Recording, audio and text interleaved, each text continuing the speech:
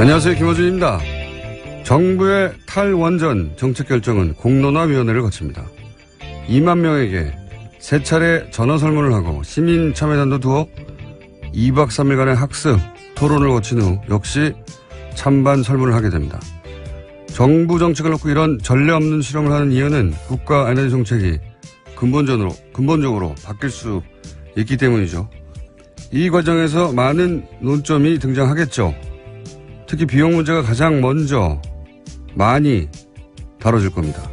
원전의 전기 생산 단가와 재생에너지의 생산 단가가 비교되고 재생에너지의 단가가 몇 년 이내에 얼마나 저렴해질 것인가를 두고 갑론을박이 있을 겁니다. 노무현 정부 시절 전시작전권 환수 문제를 놓고 찬반 양론이 격렬하게 붙은 적이 있습니다. 당시 반대론자의 주장 골자가 그랬습니다. 전시작전권을 우리가 행사하려면 군 전력을 강화해야 해서 로켓 구매에 얼마, 전투기에 얼마, 구축함에 얼마, 잠수함에 얼마가 든다. 그러니까 미군에게 전시작전권을 주는 것이 더 싸게 먹힌다. 이후 보수정권은 전시작전권 전환을 연기하면서 같은 논리를 세웠습니다. 전환을 연기하는 것이 국방비 절감에 도움이 된다. 어떤 나라가 돈을 아낀다고 자기 나라 군대의 지휘권을 다른 나라에 넘기나요? 돈이 싸게 먹힌다고 자국민들에게 목숨을 걸고 전장에 나가라 명령하는 권한을 다른 나라에 주자는 발상을 아무렇지도 않게 하는 사고방식. 원전에 관한 제대로 된 논의의 출발은 바로 이 천박하고 부끄러운 사고방식부터 넘어서야 가능합니다. 국가 미래가 걸린 일에 돈보다 중요한 거 당연히 있죠. 김어준 생각이었습니다.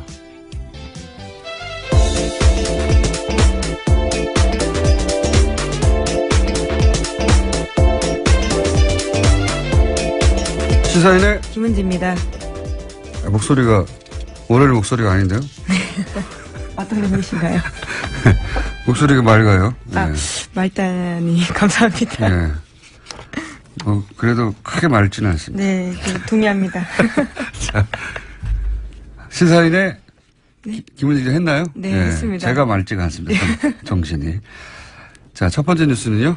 네, 오늘 이재용 삼성전자 부회장의 재판이 마무리됩니다. 지난 2월 28일 재판에 넘겨진 이재용 부회장의 결심 공판이 오늘 오후 2시에 열리는 건데요. 먼저 특검이 구형을 통해 형량을 제시하게 됩니다. 이어서 변호인단이 최종 변론을 하고 이재용 부회장 등 피고인들이 최후 진술을 합니다. 최근 대법원 규칙 개정이 바뀌어서요. 주요 사건 1심, 2심 선고 생중계 가능해졌는데요. 이달 말로 예정된 이 부회장의 선고가 중계될지 여부도 관심을 갖고 있습니다. 한 5개월 걸렸네요. 5개월 걸렸고, 예. 결심 공판이라는 게 이제 재판이 완전히 끝나는 게 아니라, 공방은 끝이 나는 거죠, 이제. 네, 이제 선고만 남은 상태입니다. 네. 그래서 이제 여기서는 구형을 하는 거죠. 예. 네, 검찰이 봤을 때 얼마 정도, 그러니까 지금은 예. 특검이죠. 특검이 형량을 제시하게 되는 겁니다. 검찰의 주장을 먼저 하고, 예. 그리고 나서 통상 한 2주 정도 있다가 재판부가 선고를 하겠죠. 예, 검찰이 뭐 10년을 요구했는데, 판사가 생각하기에는 5년이다. 뭐 이런 식의. 그러니까 오늘 아마 2시 이후에 나오는 형량은 그걸 보고 이제 뭐 5년이든 몇 년이 구형이 되면 5년을 사는구나 생각하실 수 있는데 그건 아니다. 예, 검찰의 주장, 그러니까 특검 쪽의 주장인 거죠. 네. 판단이라고 볼 수 있습니다. 그래서 이제 구형과 선고가 다른데 뭐 여전히 헷갈리는 경우가 많습니다. 오늘은 이제 구형만, 검찰의 주장만 있는 날입니다. 이 부분은 저희가 잠시 후에 주진희 기자 연결해서, 예, 주진희 기자가 삼성 사실 전문이었거든요. 오랫동안. 전문도 많아요. 예. 삼성 전문 기자로 10년 이상 살았기 때문에 잠시 후 연결해서 미니 한번 해보겠습니다. 자, 관련한 뉴스들이 좀 있습니까? 네, 지난주 금요일 이재용 부회장 재판에서 특검팀이 박근혜 전 대통령 조서 일부를 공개했습니다. 검사가 2015년 7월 25일 두 번째 녹취에서 이재용 부회장에게 승마협회 운영을 잘못하고 있다고 질책했냐고 박근혜 전 대통령에게 물었자 박 전 대통령 대답은 이렇습니다. 어이가 없다. 내가 어떻게 질책을 하냐라고 답했다라는 건데요. 질책하지 않았다라는 진술을 한 겁니다. 뿐만 아니라 박근혜 전 대통령은 제가 제의해서 삼성이 승마협회를 맡았는데 고맙게 생각해야 하지 않겠냐라고 되묻기도 했다라는 건데요. 이 진술은 이재용 부회장이 지난주에 재판에서 박근혜 전 대통령이 크게 질책해서 매우 당황했고 이후 승마 지원을 챙겼다라는 취지의 내용과는 상반되는 내용입니다. 박근혜 전 대통령은 이제 본인이 압박을 가해서 대가를 얻어낸 게 아니고 스포츠 진흥을 위해서 자연스러운 정책적 판단 이런 걸 했다는 말이고 이제 삼성 쪽에서는 대통령의 압박 때문에 돈을 줬기 때문에 뇌물이 아니다. 예. 이런 이야기를 하는 거죠. 상반된 주장이 있고 이 결론은 대략 2주 후에 납니다. 2주. 예. 네, 구속 만기가 27일이어서요. 네. 그 전에 날 것으로 보입니다. 뭐 대략 한 24, 5일 되지 않을까 싶은데 2주 후에나 결론이 납니다. 1심 결론이죠 물론. 자, 다음 뉴스는요. 네, 국가정보원 적폐청산 TF 관련된 소식도 계속 전해드리고 있습니다. 이와 관련해서 또 뉴스가 나왔는데요. 2009년에서 2012년 당시 국정원이 민간인으로 구성된 사이버 외곽팀 구성했다라는 건 전해드린 바가 있습니다. 그런데 별도로 그 밖에요. 온라인 여론조작팀을 운영한 사실이 파악돼서 조사 중이라는 겁니다. 그러니까 이미 드러난 사이버 외곽팀 30개는 국정원 전체 여론조작 조직의 일부에 불과하다라는 겁니다. 제가 그렇지 않습니까? 네. 다가 아닐 것이다. 예, 적폐청산 TF에 들어가시는 것도 방법이실 것 같습니다. 여기에 지난번에 이제 윤 목사 실제 밝혀져서 구속이 된 윤 목사 같은 경우는 종교단체 일부도 여기에 참여한 것으로 알고 있고 또 나름 지명도 있는 소위 농객이라고 불리던 보수 농객이라고 불리던 사람들 또는 뭐 보수 인사들 그러니까 이제 일반인들 직업을 가진 일반인들이 아르바이트로 잠시 한 수준의 3,500여 명 정도라고 1차로 밝힌 인원 이외에 별도의 조직이 있을 것이다. 네, 그렇게 조사하고 있다라는 겁니다. 파악하고요. 그때 당시 이제 보면은 온라인에서 이런 그러니까 포털이나 대형 커뮤니티에 글을 쓰는 조직들 말고 또 트위터에서나 SNS 뭐 페이스북 가능한 모든 온라인 공간에서 이런 활동이 있었거든요. 그러니까 뭐 그리고 여러 레벨에서 그냥 단순한 댓글 혹은 뭐 포털에서 댓글뿐만 아니라 아예 스스로 글을 창작해내는 수위에서도 있었기 때문에 저는 대단히 광범위한 왜냐하면 이 온라인 여론을 조작하는 팀 자체가 커졌어요 당시에. 처음에 심리 전단에서 출발해서. 네, 그렇죠. 심리 전단이 아니라 국으로 바뀌고, 이념도 바뀌고, 관리 조직 자체도 그렇게 어마어마하게 커졌는데, 당연히 훨씬 더 큰 조직이 있었을 거라고 봅니다. 네. 네, 그래서 국정원 댓글팀도요, 그 당시에 특별수사 하면서 2013년에 국정원 메인 서버 압수수색 영장 받아서 갔었는데, 국정원의 거부로 서버 확보에 실패한 바가 있습니다. 그런데 이번에는 적폐청산 TF가 이 메인 서버를 분석해서 조사하고 있기 때문에요. 관련해서 검찰로 넘어갈 수도 있다라고 보고 있습니다. 메인 서버에는 다 남아 있겠는가 뭐 그런 생각도 듭니다. 예. 일부 있겠지만 여하간 여태까지 밝혀진 바로는 별도의 조직이 더 있다. 예. 또 관련 뉴스가 있나요? 네, 또 이렇게 사람들이 많은데 왜 이제까지 안 드러났을까에 대한 의문들을 가지실 수 있을 텐데요. 관련한 보도들이 또 있습니다. 국정원은 사이버 외곽팀에 참여한 민간인들에게 개별적으로 보안 서약서 받았다라고 합니다. 또 민간인들끼리 다른 팀의 존재를 알지 못하도록 국정원 직원이 이들을 점조직으로 관리했다라고 합니다. 간첩이죠, 간첩. 자국민을 상대로 한 여론 조작하는 간첩. 그렇게 저는 보입니다, 사실은. 예. 그리고 이제 예산도 보면 3,500명 얘기하면서 한 달에 2억 5천 이런 식으로 얘기했는데 이 국정원장의 최대 관심사 중에 하나였단 말이죠. 네. 이 일을 해서 다시 정권을 뺏기지 말고 유지해야 한다는 그런 목적하에 했는데 한 달에 2억 5천이라는 건 껌값입니다. 껌값. 정말 국정원의 방대한 조직 어마어마한 예산에 비하자면 국정원 최대 관심사에 이 정도밖에 돈을 안 썼다는 건 뭐 도저히 저는 3,500명의 전부가 아닐 거라고 생각이 들고 그리고 이제 보안 서약서를 받아가지고 소위 제가 했어요라고 손들고 나온 사람이 없었다는 거죠, 과거에. 네, 처벌받거나 혹은 뭐 문제 제기를 할 수 없도록 만들었다라고 하는 것으로서 보이는데요. 근데 이제 실제 이렇게 일한 사람들이 나와서 내가 누구로부터 어떤 식으로 지시를 받았고 어떤 활동을 하였다 말단에서 그런 사람을 사실 찾아야 되는데 좋은 방법이 있어요. 예. 이 포상금을 거는 겁니다. 누구에 대한? 나와서 내가 보안사역서를 쓰고 그런 아르바이트를 했다는 사람한테 면책을 주고 포상금도 1억 이상 줘요. 예. 1억 이상. 아주 크게 걸어서 수많은 사람들이 자진해서 나올 거라고 봅니다. 이게 이제 그 민간에서 왜 댓글 가지고 크게 소송이 걸린 적 있지 않습니까? 네, 지금도 하고 있죠. 예, 모강사가 라이벌. 네, 사교육 시장에서는 꽤 큰 이슈입니다. 예, 라이벌 업체에서 대규모 댓글 다들 돌렸는데 잡을 수가 없잖아요. 이게 국정원 꼭 해서 잡을 수가 없는 게 아니라 아이디를 추적하고 하는 게 되게 굉장히 어렵단 말이죠. PC방에 사고 그러면. 그래서 억대 포상금을 걸었더니 나타났어요.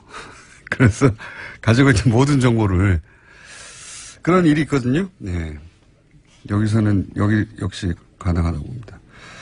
참조해 주십시오. TF팀. 자, 또 있습니까? 다른 뉴스가? 네, 이명박 전 대통령 쪽 반응에 대한 뉴스도 있는데요. 공식 반응을 내놓진 않았지만 측근들이 정치보복이라면서 반발하고 있다라는 겁니다. 이명박 전 대통령 쪽 한 인사는 대응할 가치조차 없다. 국정원이 그렇게 할 일이 없냐라는 불쾌감을 감추지 못했다라고 하고요. 댓글팀이 없었다는 겁니까? 대응할 가치가 없었다라고 하는 것 봐서는요. 거기에 대한 대답은 하지 않은 것으로 보입니다. 국정원 그렇게 할 일이 없냐. 국정원 그렇게 할 일이 없냐는 얘기가 댓글팀이 없었다는 반응처럼 보여지는데. 네, 뿐만 아니라 예. 친이계 인사들도 정치와 절연하겠다라는 국정원이 여론몰이 공작에 나섰다라면서 반발하고 있습니다.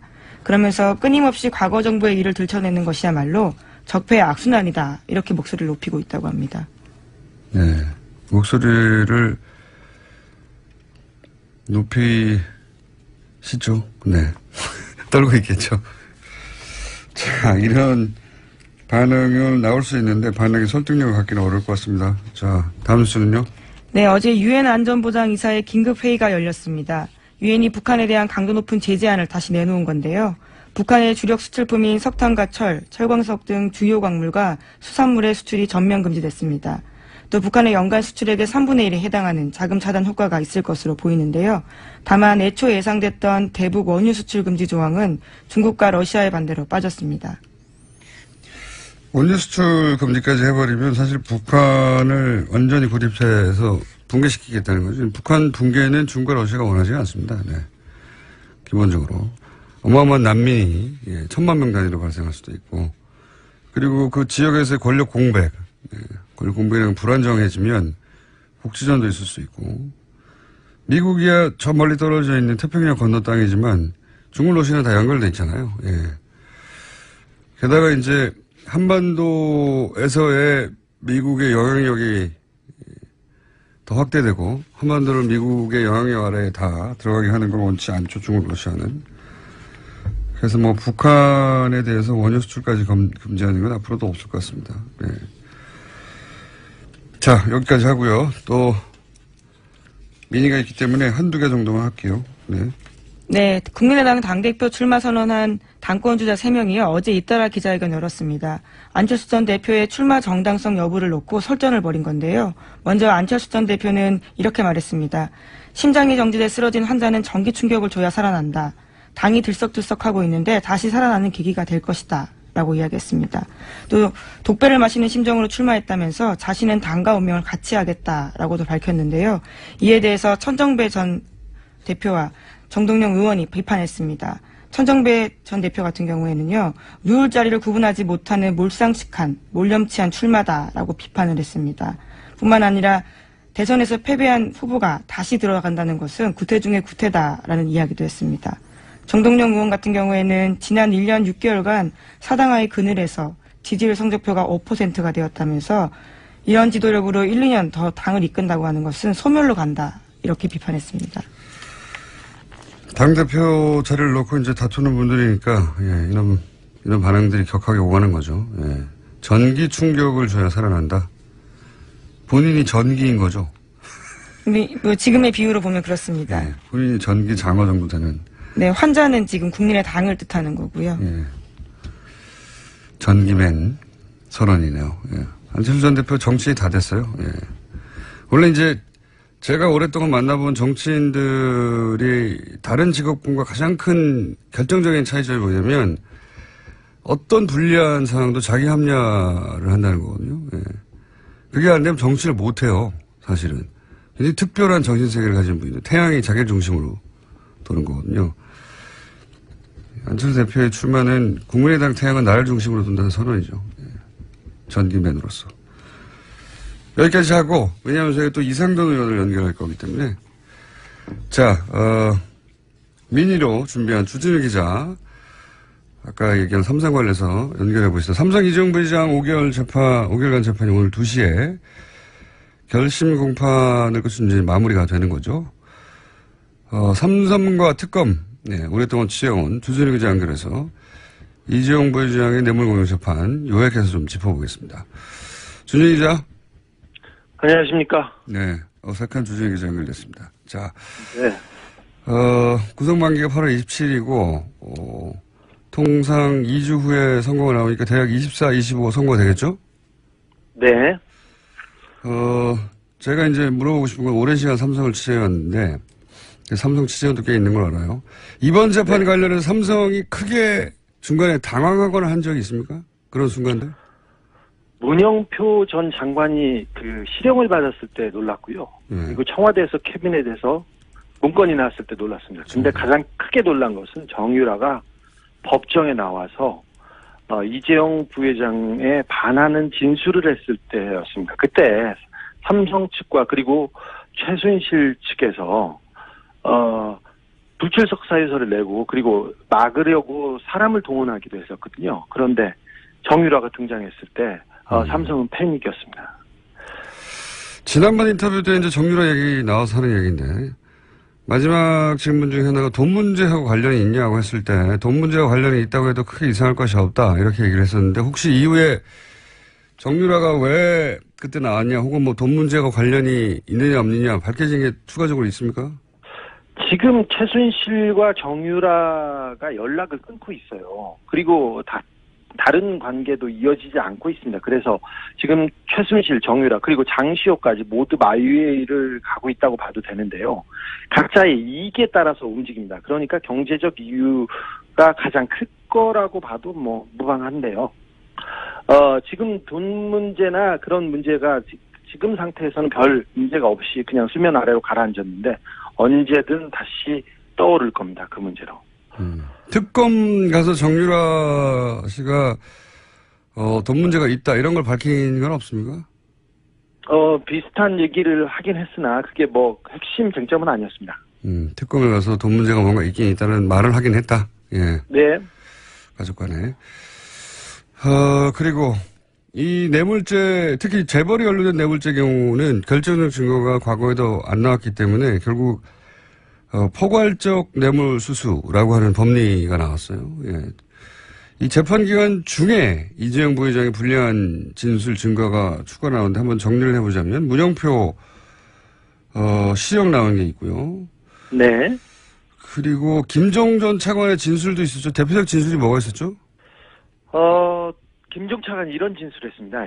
제가 2015년 7일 8월에 박상진, 그러니까 삼성 사장입니다. 박상진이 정유라 지원을 위해 독일로 출국할 무렵 박상진하고 통화했는데 박상진이 박근혜 대통령이 갑자기 이재용에게 정유라가 올림픽 나갈 수 있도록 지원해달라고 요청했다고 말해서 깜짝 놀랐던 기억이 있다. 결정적인 진술로 작용하고 있습니다. 정유라 이름이 직접 나와서 깜짝 놀랐다. 뭐 이런 얘기 했었죠. 그렇죠. 예. 정유라를 도와달라고 했어요. 예. 그리고 정유라가 특검에 와서 진술한 내용 중에 혹은 뭐 법정에 진술한 내용 중에 특별히 불리한 내용은 뭐가 있었습니까? 삼성에. 이재용 부회장 측은 최순실 씨가 독일에서 말들을 사고 교환하고 이런 거에 대해서 전혀 삼성은 몰랐다고 얘기했는데 정유라 씨가 법정에 나와서 삼성이 말 세탁 관련해서 그 과정을 몰랐을 리가 없다. 다 알고 있었다 이렇게 얘기했습니다. 그래서 굉장히 난처해졌습니다. 청와대 문건 나온 것 중에 혹시 법정에 제출됐거나 한 것 중에 이 언론이 제대로 보도되지 않았는데 불리한 내용은 또 뭐가 있었습니까? 캐비넷에서 나온 문서 이름이 아예 삼성 경영권 승계 지원이라는 자필 메모였고요. 그래서 청와대가 얼마나 도와주고 있는지 정확하게 써 있습니다. 그거 말고는 지금 보도되지 않은 것 중에 장충기 미래전략실 차장의 문자 메시지가 있습니다. 문자 메시지요? 예, 빼도 박도 못할 스모킹건입니다. 사실 뇌물을 주고 인증샷 찍지 않지 않습니까? 그래서 직접 증거, 결정적인 증거는 없습니다, 사실. 근데 정황상 증거를 다 따져야 되는데 이번 뇌물 사건처럼 증거가 많은 경우가 드뭅니다. 재벌 관련해서는 이 정도면 굉장히 많이 나온 거라고 얘기들 하는데, 자. 네. 지금 이제 장충기 전 사장 핸드폰 문자 얘기했는데, 장충기 전 사장 핸드폰 문자 관련 보도가 있긴 있었는데, 구체적인 문자가 내용이 뭔지는 자세히 보도된 적이 없어요. 근데 네. 그 부분을 한번 핸드폰 문자 내용 파악이 되어 있는 것 같으니까 물어보자면, 우선 장충기 사장 역할부터 여쭤보죠. 장충기 사장은 삼성에서 어떤 역할을 했습니까? 장충기 사장은 미래전략실의 사장급 임원이었는데, 정보와 대관, 그러니까, 정보부서를 관리하는 그런 업무를 했습니다. 민관 할 때 대관. 그렇습니다. 네. 정보와 정부를 담당했었다. 예. 네.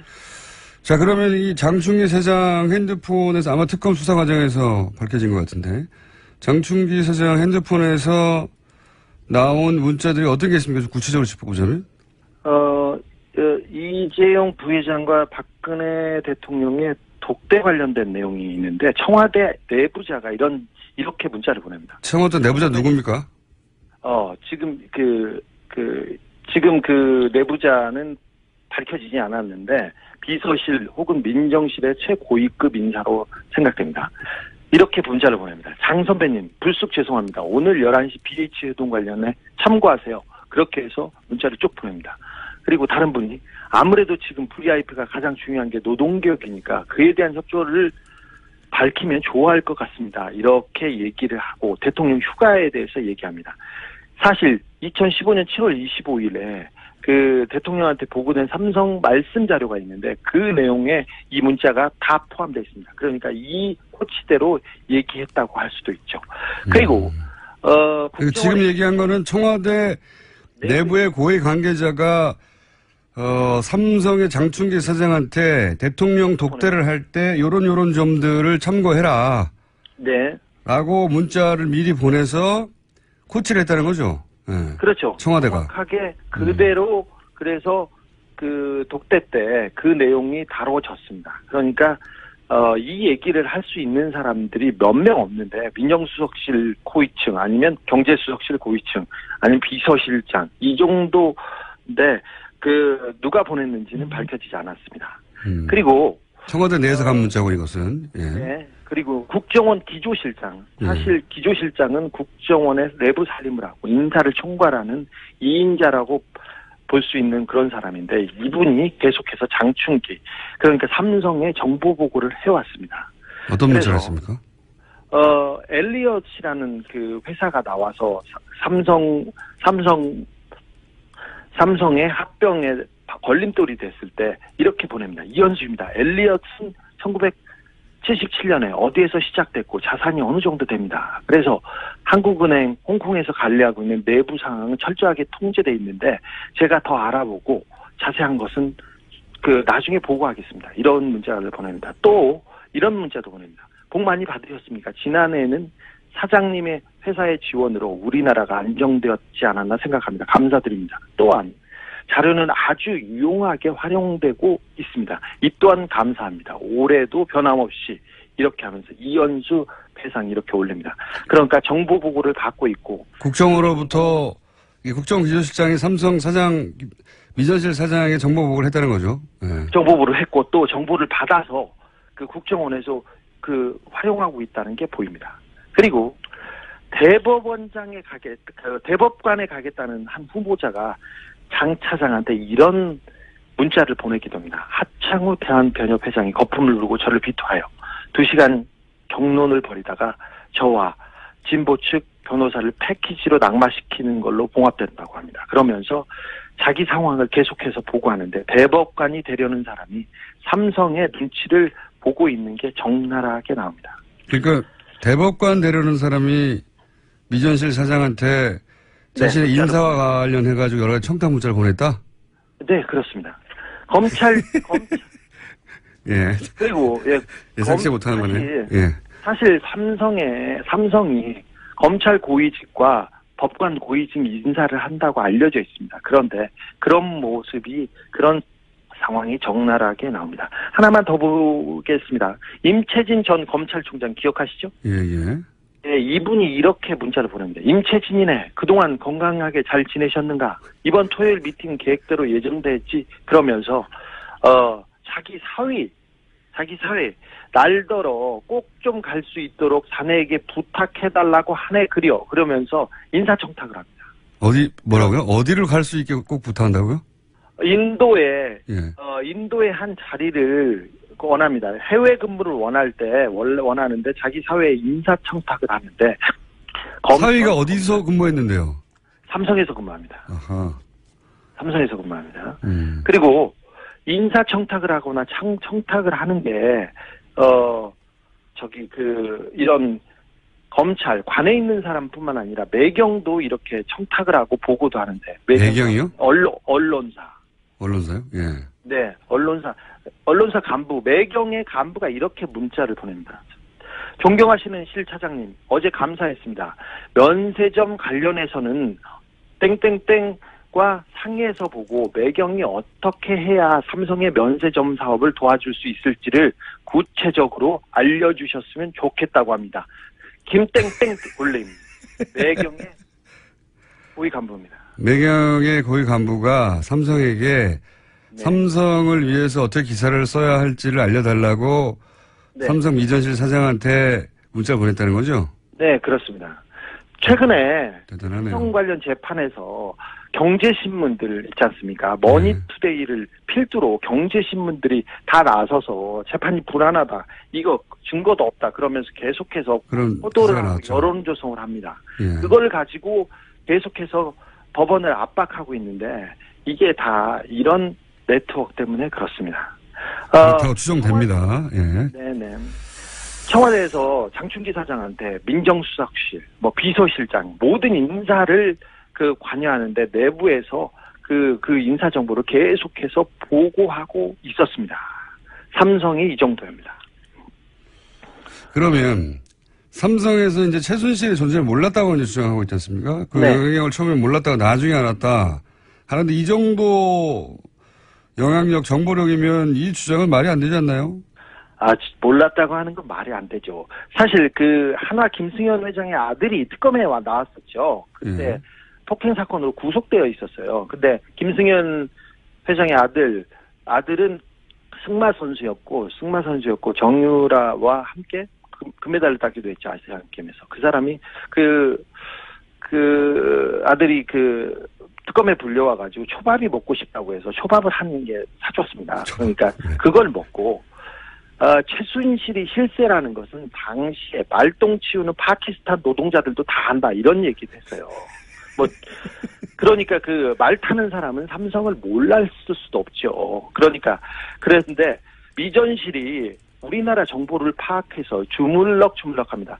청와대 정보나 국정원 정보보다 삼성 정보가 더 정확하다는 얘기가 세간에 있지 않습니까? 그래서 이런 얘기가 나오는 건데 미전실 사장의 영향 얘기 이 정도입니다. 그래서 우리 사회를 이렇게 주무르고 있습니다. 그래서 다 알고 있었어요.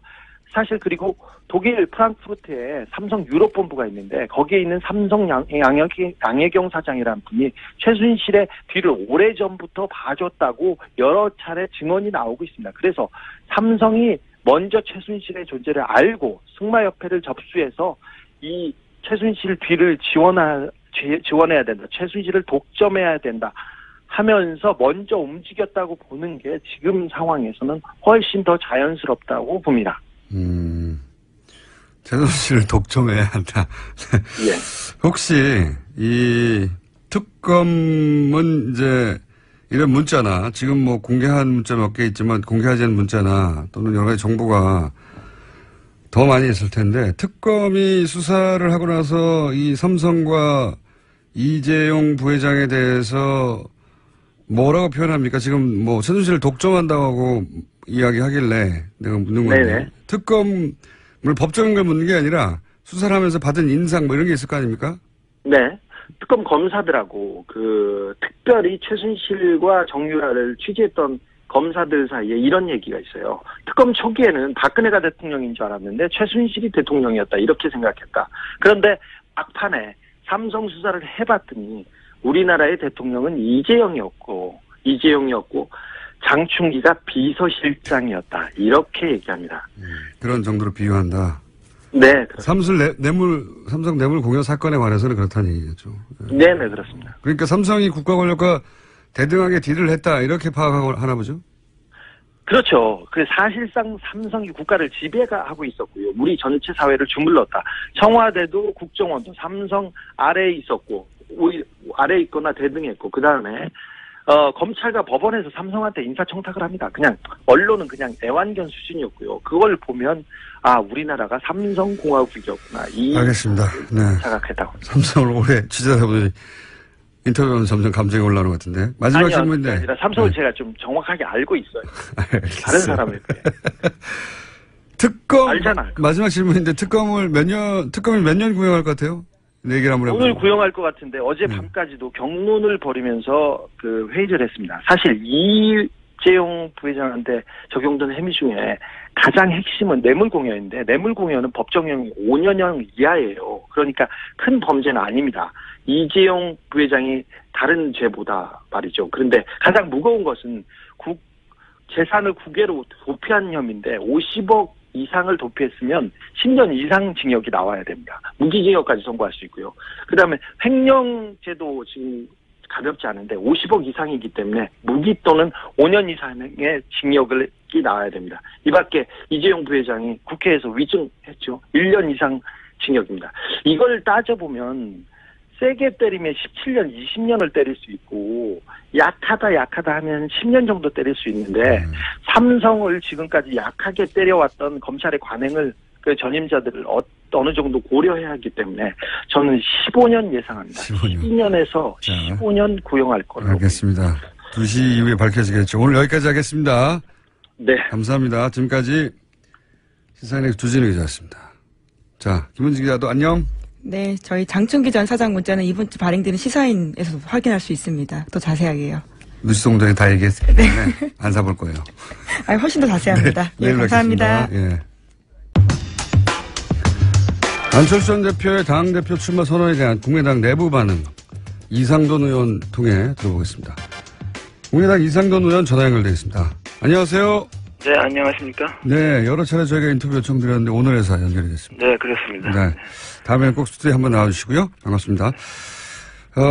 어제 당대표 출마 반대하는 의원들과 함께 심야회동을 하셨다고 알고 있는데 어떤 이야기가 오갔습니까? 심야까지는 안 되고 밤 9시에 만나서 그런 얘기를 했습니다.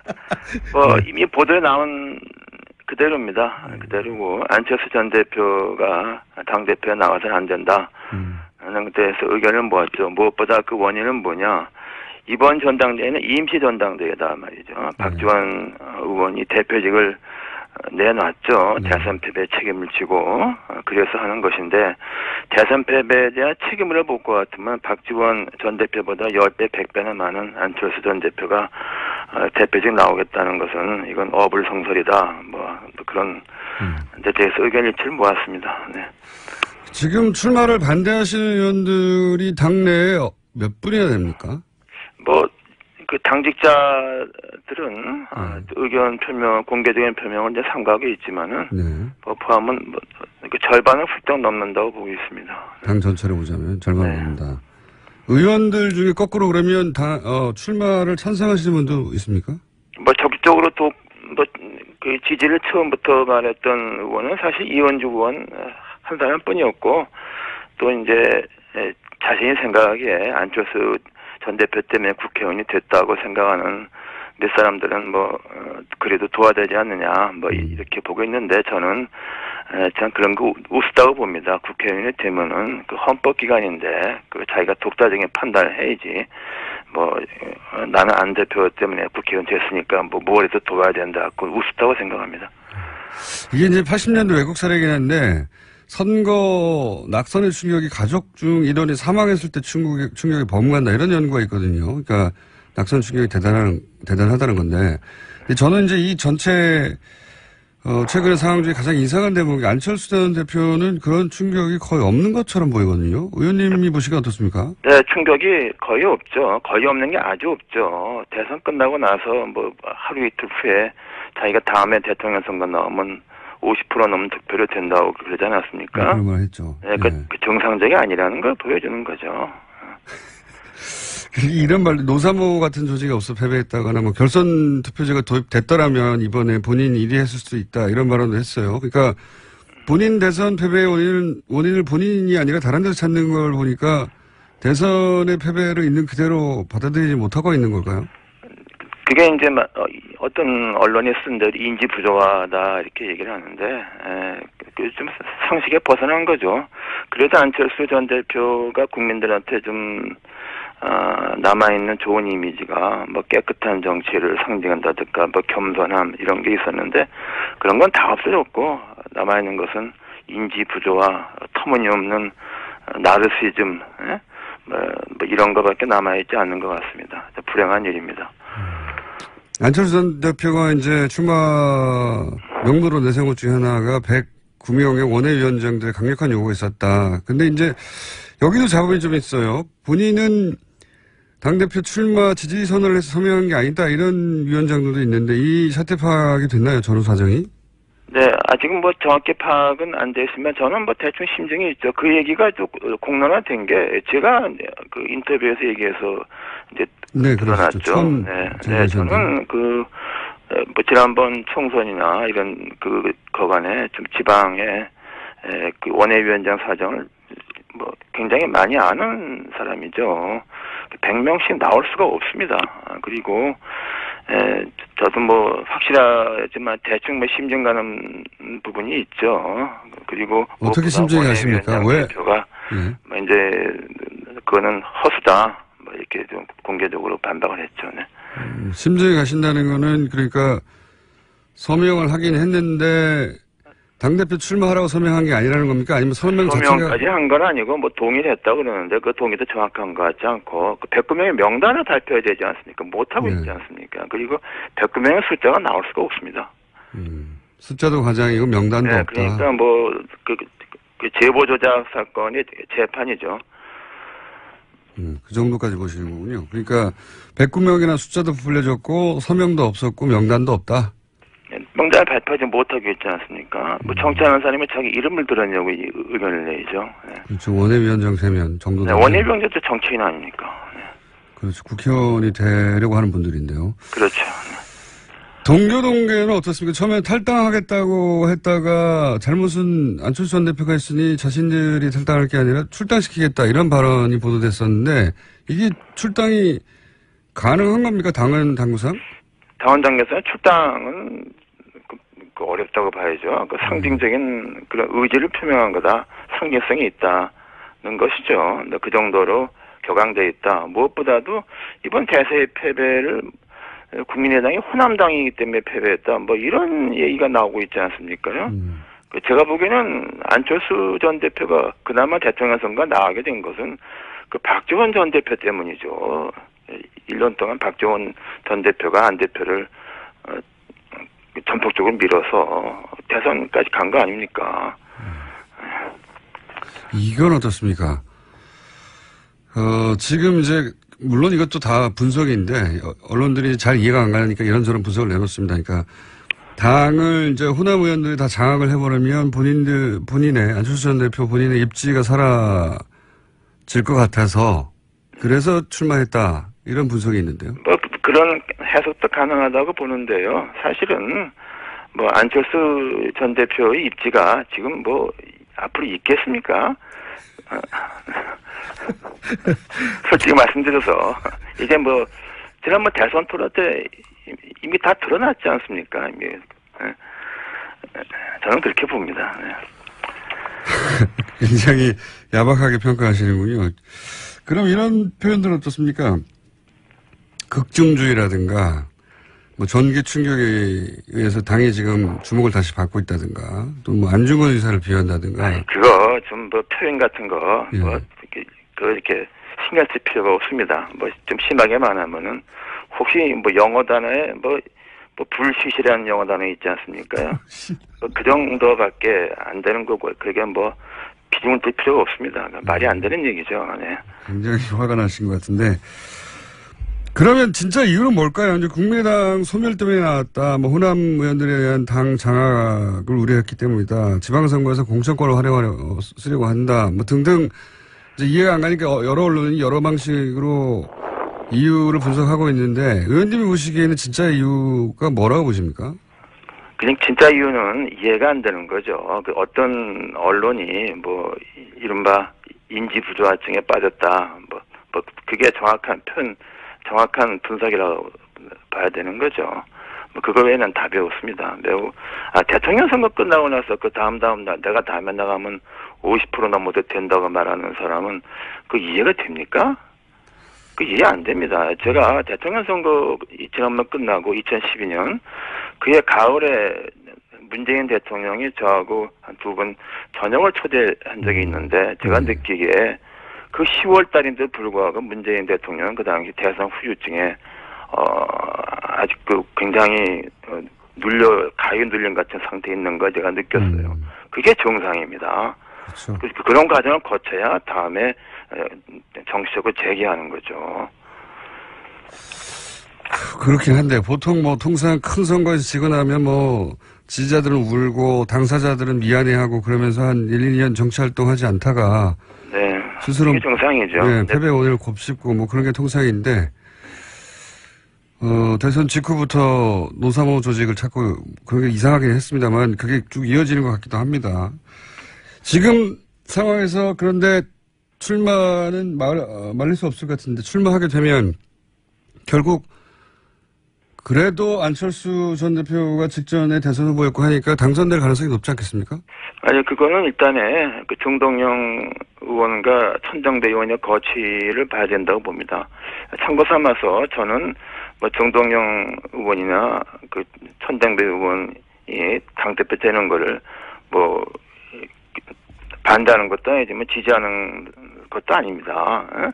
다만 문제는 당이 이렇게 한 사람의 일종의 나르시즘에 흔들려서 이게 안 돼, 공당이 아니다. 이런 생각이고요. 그래서 일단은 그 정동영 의원과 천정배 의원이 오늘 내일 며칠 동안에 그 두 사람의 결심을 일단 봐야 됩니다. 그건 누가 말할 수 없고 본인의 결심이죠. 과연 단일화를 나갈 것인가, 단일화를 말씀하시는 무산시킬 것인가, 단일화할 것인가, 뭐 이걸 저간 그 두 사람의 결심을 봐야 됩니다. 네. 그 말씀은 그러면 두 분 중에 한 사람으로 단일화되면 안철수 전 대표하고 대결구도가 섰을 때 그 단일화된 혹은 뭐 남은 한 사람을 지지 선언할 수도 있다 이런 말씀이시네요? 아니 저는 뭐 지지 선언 저 개인은 뭐 지지 선언을 떠나서 전 기본적으로 당이 이렇게 해서는 안 된다. 헌법기관이 국회의원 헌법기관인데 40명이 있는 그 집단이 이런 게 도대체 이게 상식에 어긋나는 일이죠. 하여튼 저는 그래서 원칙적인 입장에서 말씀드리는 건 이제 말하는 겁니다. 지지 선언까지는 아니더라도 누군가를 지지한다기보다는 안철수 전 대표 당선은 안 된다는 낙마 선언을 하신다는 건가요? 그러니까 말하자면? 낙마 선언 반대 선언이죠. 반대선언. 반대죠. 그래서는 안 된다. 그리고 이 모든 책임 있는 사람이 뭐 의사로 나서는 거죠. 그건 얘기가 안 되죠. 그런 소위 이제 낙마 선언 혹은 뭐 반대 선언을 할 의원분들이 당내에 많습니까? 아니 그런 게 지금 말씀드렸잖아요.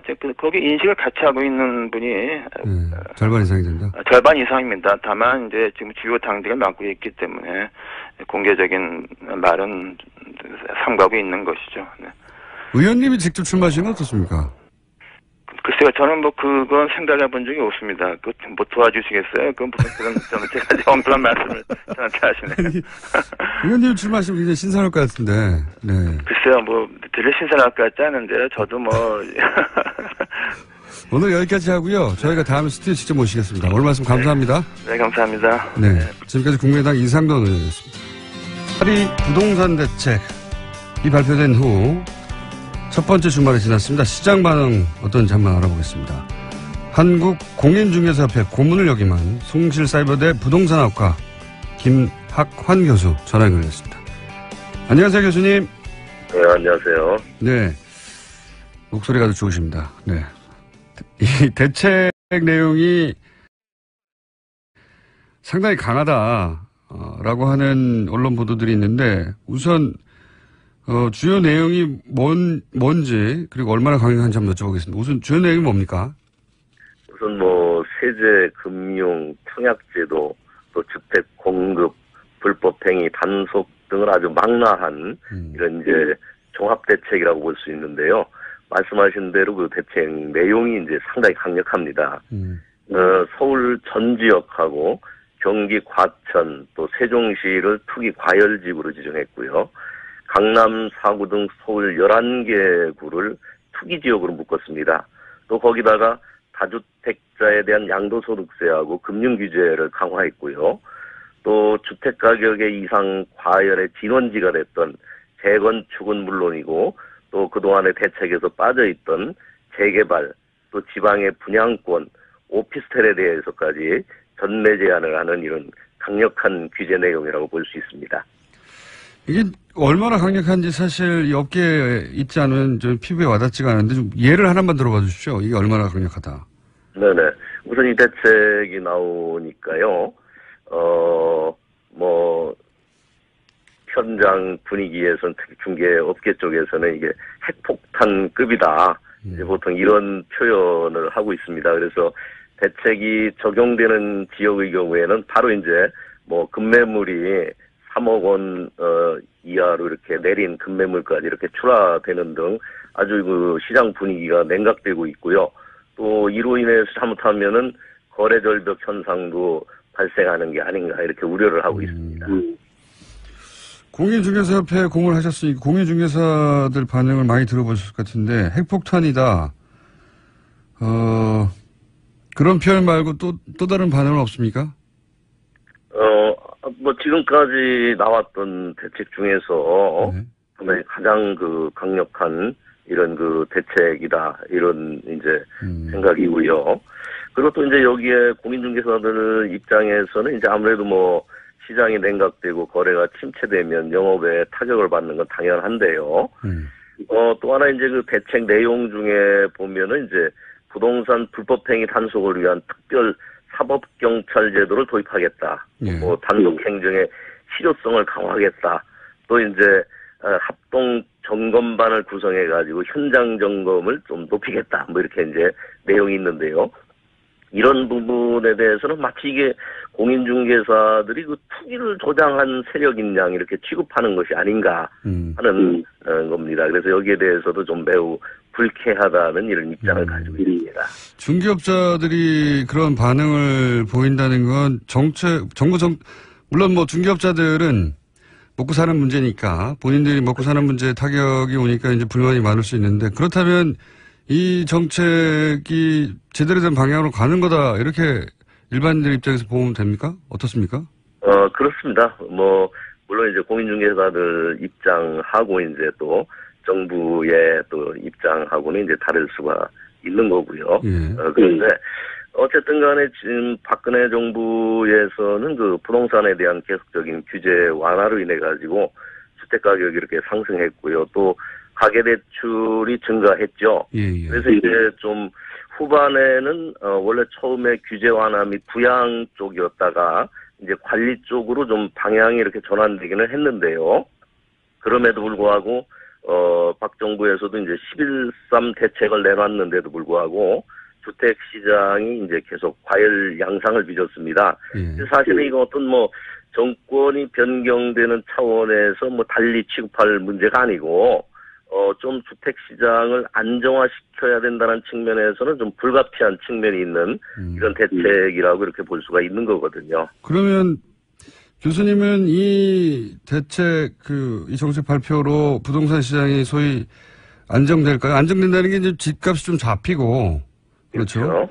그리고 이제 불필요하게 투기의 목적으로 주택을 많이 소유하고 있는 사람들이 매물을 내놓고 뭐 이렇게 돼야 되는 건데, 네네네. 전망은 어떻습니까? 이제 아무래도 이번 대책에서 이제 정부도 밝혔듯이요. 이제 집을 거주 공간이 아니라서 이제 어떤 투기 수단으로 전락시키는 일은 용납하지 않겠다 하는 이런 이제 의지를 강력하게 표명한 건데요.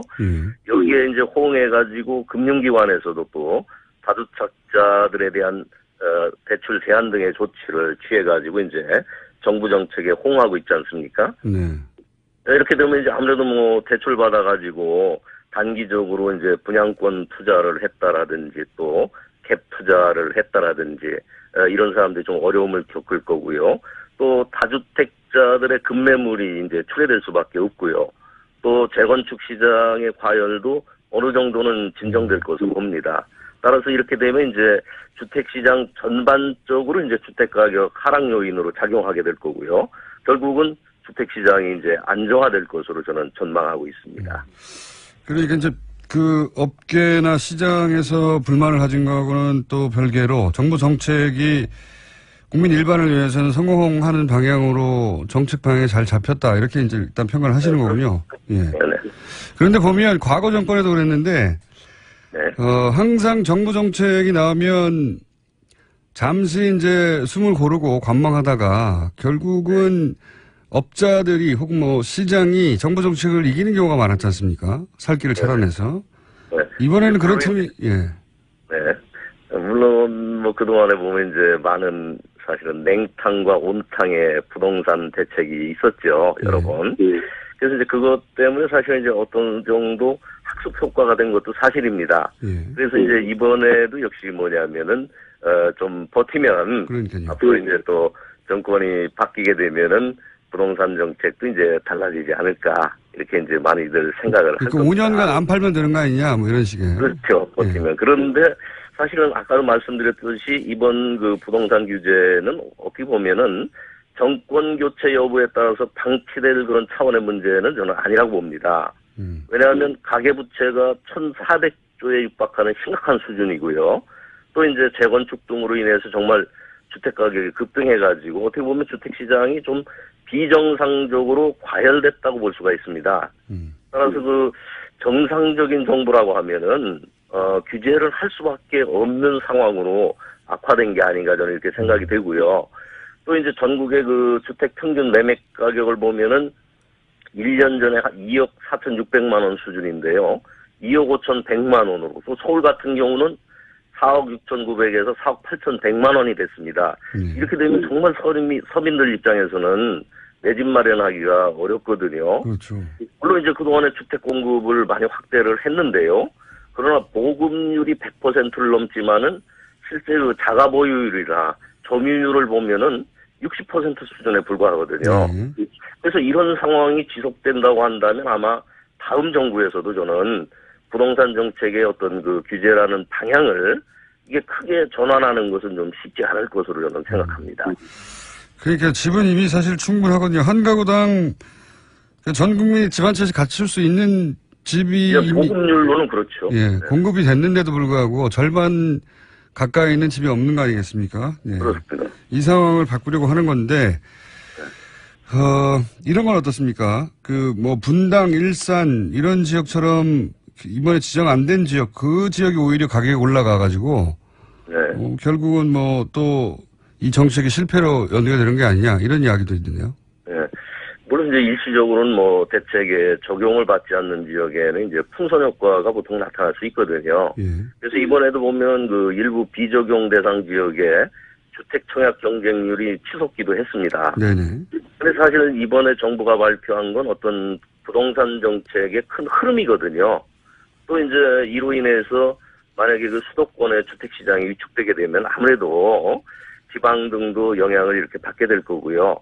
그리고 또 시장을 이제 지금 잘 모니터링을 하고 있기 때문에 만약에 조금 이상 징후가 되면은 투기 과열지구나 조정 대상 지역 등을 이렇게 확대해서 핀셋 규제를 할 수 있거든요. 그래서 그런 틀에서 보게 되면은 저는 풍선 효과로 인한 부작용은 그렇게 크지 않을 것으로 생각합니다. 이 정부의 정책 자체가 지금 말씀하신 방향으로 일관되기 때문에 다른 지역이 혹시 그런 증상을 보이면 바로 또 규제가 들어갈 것이다. 그렇습니다. 네. 그렇군요. 그러면 지금 교수님이 보시기에 1가구 다 주택자다. 그러면 5년을 버틴다는 생각을 할 게 아니라 내년 4월까지는 유예기간을 뒀으니 하루라도 빨리 팔아야 된다 이렇게 보십니까? 아무래도 저는 좀 양도소득세 부담이라든지요. 또 이제 경우에 따라서 이제 또 뭐 보유세도 강화될 소지도 가능성이 있기 때문에 이런 점을 고려한다면은 오히려 기회를 줄 때에 좀 다주택자 특히 어떤 자기 자금에 의하지 않고 대출을 받은 이런 경우에 있어서는 처분을 하는 것도 하나의 그 어떤 바람직한 방향이 아닐까 생각합니다. 한 가지만 더 여쭤보자면요. 이제 물론 이 정책도 너무 과하다고 하는 또 시장 중심으로 사고하시는 분들도 있지만 네. 한편에서는 기왕 이렇게 이 방향을 잡은 이상 아예 다주택자들이 집을 소유하는 것이 뭐 여기서 다주택자라는 건 뭐 5채, 10채 이상씩 막 가지고 있는 분들이 있으니까 수십 채 이상도 있고 그런 분들이 집을 내놓을 수밖에 없도록 아예 보유세까지 강화해야 되는 거 아니냐 이런 주장이 있거든요. 이 주장에 대해서는 어떻게 보십니까? 전문가로.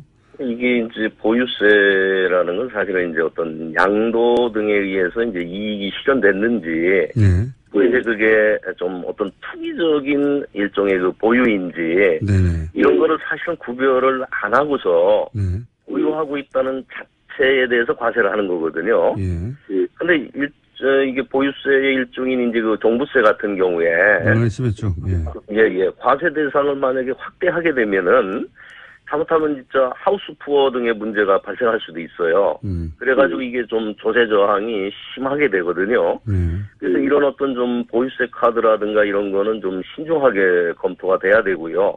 그리고 또 이번 대책이 이제 상당히 좀 종합적인 대책이고 강력한 것이기 때문에 좀 시장 상황을 좀 지켜보고서 만약에 이 대책으로 인해서 정책 효과가 뭐 충분히 난다면 더 강력한 카드까지 이렇게 한꺼번에 꺼내들 필요는 없지 않나 이런 생각입니다. 교수님 말씀은 이 정도 정책을 효과가 나면 보유세까지 갈 필요가 없고 거꾸로 얘기하면 이 정도 정책으로도 또다시 시장이 한동안 눈치를 보다가 과열되면 보유세도 고려할 수 있겠군요.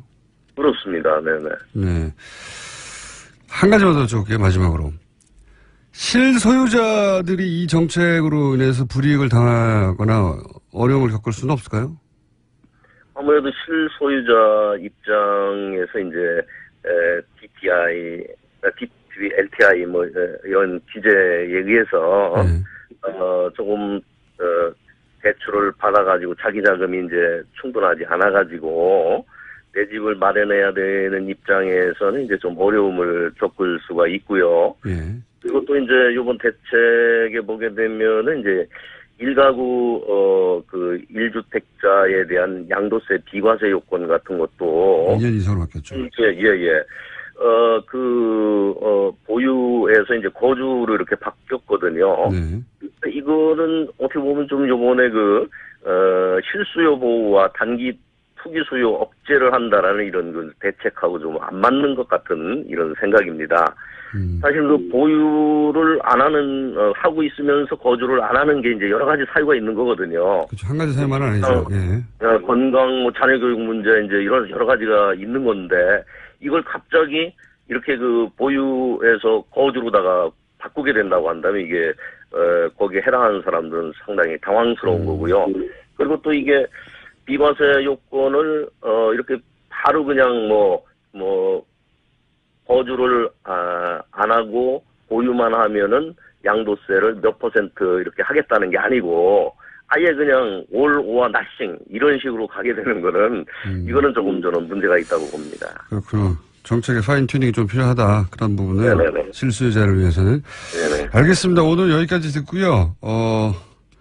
좀 다른 이야기들, 실소유자들의 아주 구체적인 이야기는 저희가 한 번 더 시간을 마련해 보겠습니다. 전체 정책을 오늘 좀 훑어봤습니다. 오늘 말씀 감사합니다. 네. 네. 지금까지 한국공인중개사협회 고물역임만 송실사이버대 부동산학과의 김학환 교수였습니다. 노예 공감병 의혹을 처음으로 밝힌 군인권센터가 어제 추가 폭로를 했습니다. 군인권센터 임태훈 소장님 전화 연결해 보겠습니다. 안녕하세요, 소장님. 네, 안녕하십니까. 몇 가지 추가적으로 폭로된 내용이 있는데 우선 경계병을 농사병으로 썼다 이 내용이 어떤 겁니까? 네, 장군들은 신변보가 원칙이지 않습니까? 네. 뭐 주요 암살할 수 있는 어떤 그런 타겟이 될 수 있기 때문에 공간을 또 부대 안에 두는 것이고요. 네. 그것을 또 경계병들이 경계를 하게 되어 있습니다. 네. 그런데 본인의 임무인 경계병 임무를 시키지 않고 이 사람들은 이제 농사병으로 부린 거죠. 텃밭에서 이제 애호박이나 가지, 오이, 감자, 토마토 이런 것들 작물을 재배하게 하고 예. 온실에서는 쌈, 채소 이런 것들을 재배하게 했거든요. 그래서 매일 새벽 5시에 기상을 해서 텃밭에 나가서 사령관 부부가 먹을 만큼의 작물을 수확해서 공관병들에게 전달하는 업무를 했고요. 또 오리와 닭 등을 이제 키우면서 거기서 나오는 신선한 계란들을 이제 공급해주는 역할을 했습니다. 이런 행위 자체가 거의 안보와 안전에 구멍을 내는 셀프 이적 행위다 이렇게 볼 수 있죠. 그러니까 총을 들고 경계를 서야 될 병사들 텃밭에서 농사하는 데로 부렸다. 박찬주 육군대장이 부부가 네. 그런 얘기군요. 재밌네요. 그리고 병들에게 전자팔찌를 채웠다고 하는데 이건 어떤 내용입니까? 전자팔찌가 이렇게 이제 공간 자체가 좀 넓으니까요. 네. 2층 또 양호로 되어 있고 하니까 자기들이 소리 질러 부르는 게 귀찮으니까 이제 우리 식당에 가면 이렇게 테이블 위에 있는 벨 있지 않습니까? 그걸 이제 누르면 손목에 진동하고 소리가 나는 겁니다. 공간병 손목에 채워서. 그러니까 그거는 이제 어디 벽에 붙여놓는 게 아니라 이제 수시로 이렇게 들고 다니는 거죠. 들고 다니면서. 그래서 한 번 누르면 조리병이 가고 2번 누르면은 공간병이 가고 3번 누르면 운전병이 가고 이런 식입니다. 가면은 이제 물 떠와라. 가면은 뭐 가져와라. 이런 식이죠. 거의 하인 취급한 거죠. 무슨 긴급한 상황이 아니라 물 떠와라 이런 잔심부름을 시키려고 모든 병들에게 팔찌를 채웠다고요? 예, 그 중에서 이제 막내한테 채우기도 하고 이랬는데요.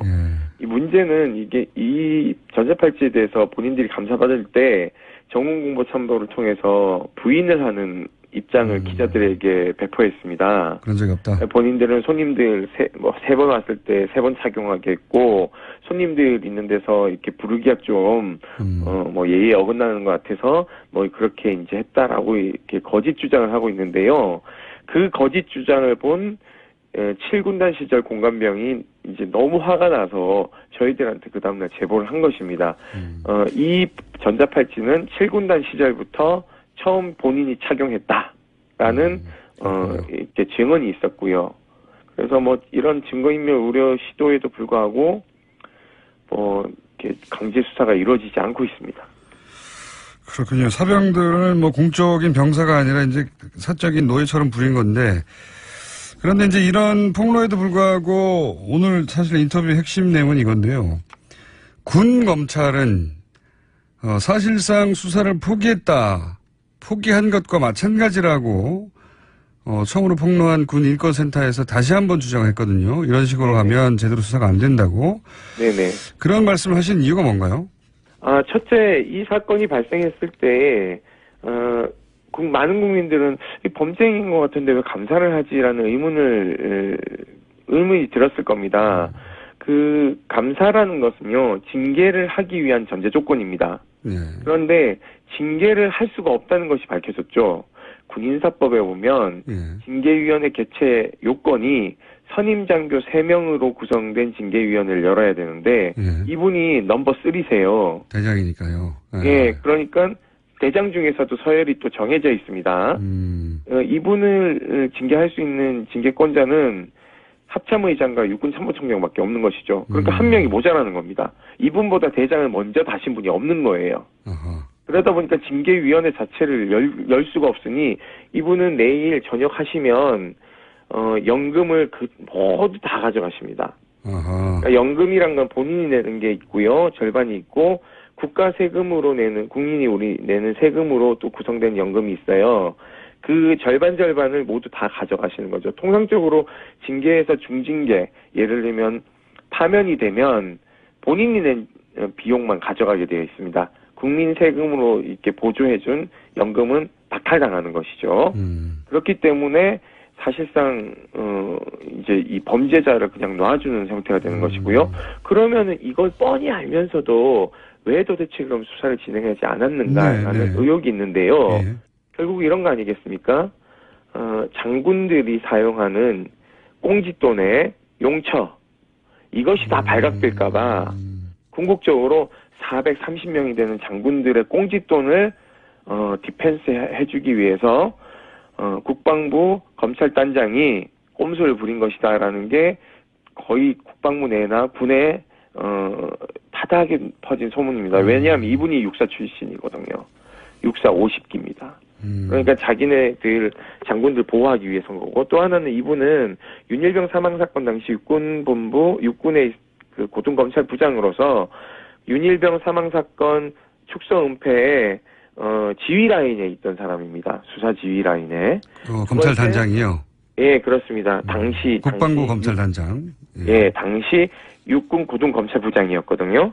그리고 여러분 뭐 좀 경악한 사건이 하나 더 있는데요. 특전사에서 고문 체험한다고 신발 주머니 뒤집어 씌워서 부사관들 사망하게 한 사건 기억하실 겁니다. 이 사건 같은 경우에도 이 지시를 한 여단장이나 사령관에 대한 형사처벌이 필요한데 이분들은 형사 기소에서 다 제외했습니다. 이권조차 하지 않았던 사람이 이분입니다. 그리고 세 번째, 방산비리. 정말 열받죠. 이 방산비리를 무마하는 데 일조한 우병우가 이 지시한 것들을 다 실행한 사람이 또 이분들입니다. 그러니까 정권은 바뀌었는데 국방부 곳곳에서 이 박근혜 적폐의 세력들이 암약하고 있는 것이죠. 그렇게 보시는 거군요. 근데 이제 국방부는 거기에 대해서 사실이 아니다. 뭐 제대로 수사할 것이다, 감사할 것이다 이렇게 이제 반박 성명을 내긴 했는데, 네. 지금 그 소장님은 아까 말씀하셨듯이 3인으로 구성한 선임 장교가 없고 아예, 네. 그리고 지금 장군들이 쓰는 어떤 쌈짓돈이 있는데 이게 네. 밝혀질까봐 두려워하고 그 사건이 네. 워낙 커지니까 게다가 네, 그렇죠. 육사 사실은 뭐 군의 주요 보직들은 육사가 다 차지하고 있죠. 육사 선배인 박사령관에 대해서도 봐주게 할 수밖에 없을 것이다. 이렇게 의심하시는 거잖아요. 네, 뭐 그런 것도 있고요. 네. 어제 뭐 대대적으로 막 30명의 수사관을 파견했다라고 얘기를 하지 않습니까? 네. 그런데 왜 도대체 30명을 파견하는데 압수수색 영장 하나 들여보내지 않았을까요? 이거 매우 중요한 건데요. 칼잡이가요. 칼을 두고 수사를 하러 간다? 예를 들어서 우리 집에 수사관들이 들이닥쳤다고 생각해 보십시오. 얘가 문을 열어줄까요? 안 열어줄까요? 수사관이 문 열어줘야죠. 아니죠. 압수수색 영장이 없으면 문을 열어줄 필요가 없습니다. 그 맞습니다. 예. 네, 그리고 문을 열어줬다 하더라도 예. 영장이 없으면 뒤질 수 이런 거 못 뒤집니다. 그냥 그렇죠. 제가 주는 차 한잔 마시고 집에 가셔야 돼요. 그렇죠. 자, 그러면 사성장군 앞에 가서 압수수색 영장 하나 없이 별 4개짜리 앞에 수사관들이 전부 계급이 있습니다. 그렇죠. 뭐 상사이거나 뭐 준이이거나 이래요. 네.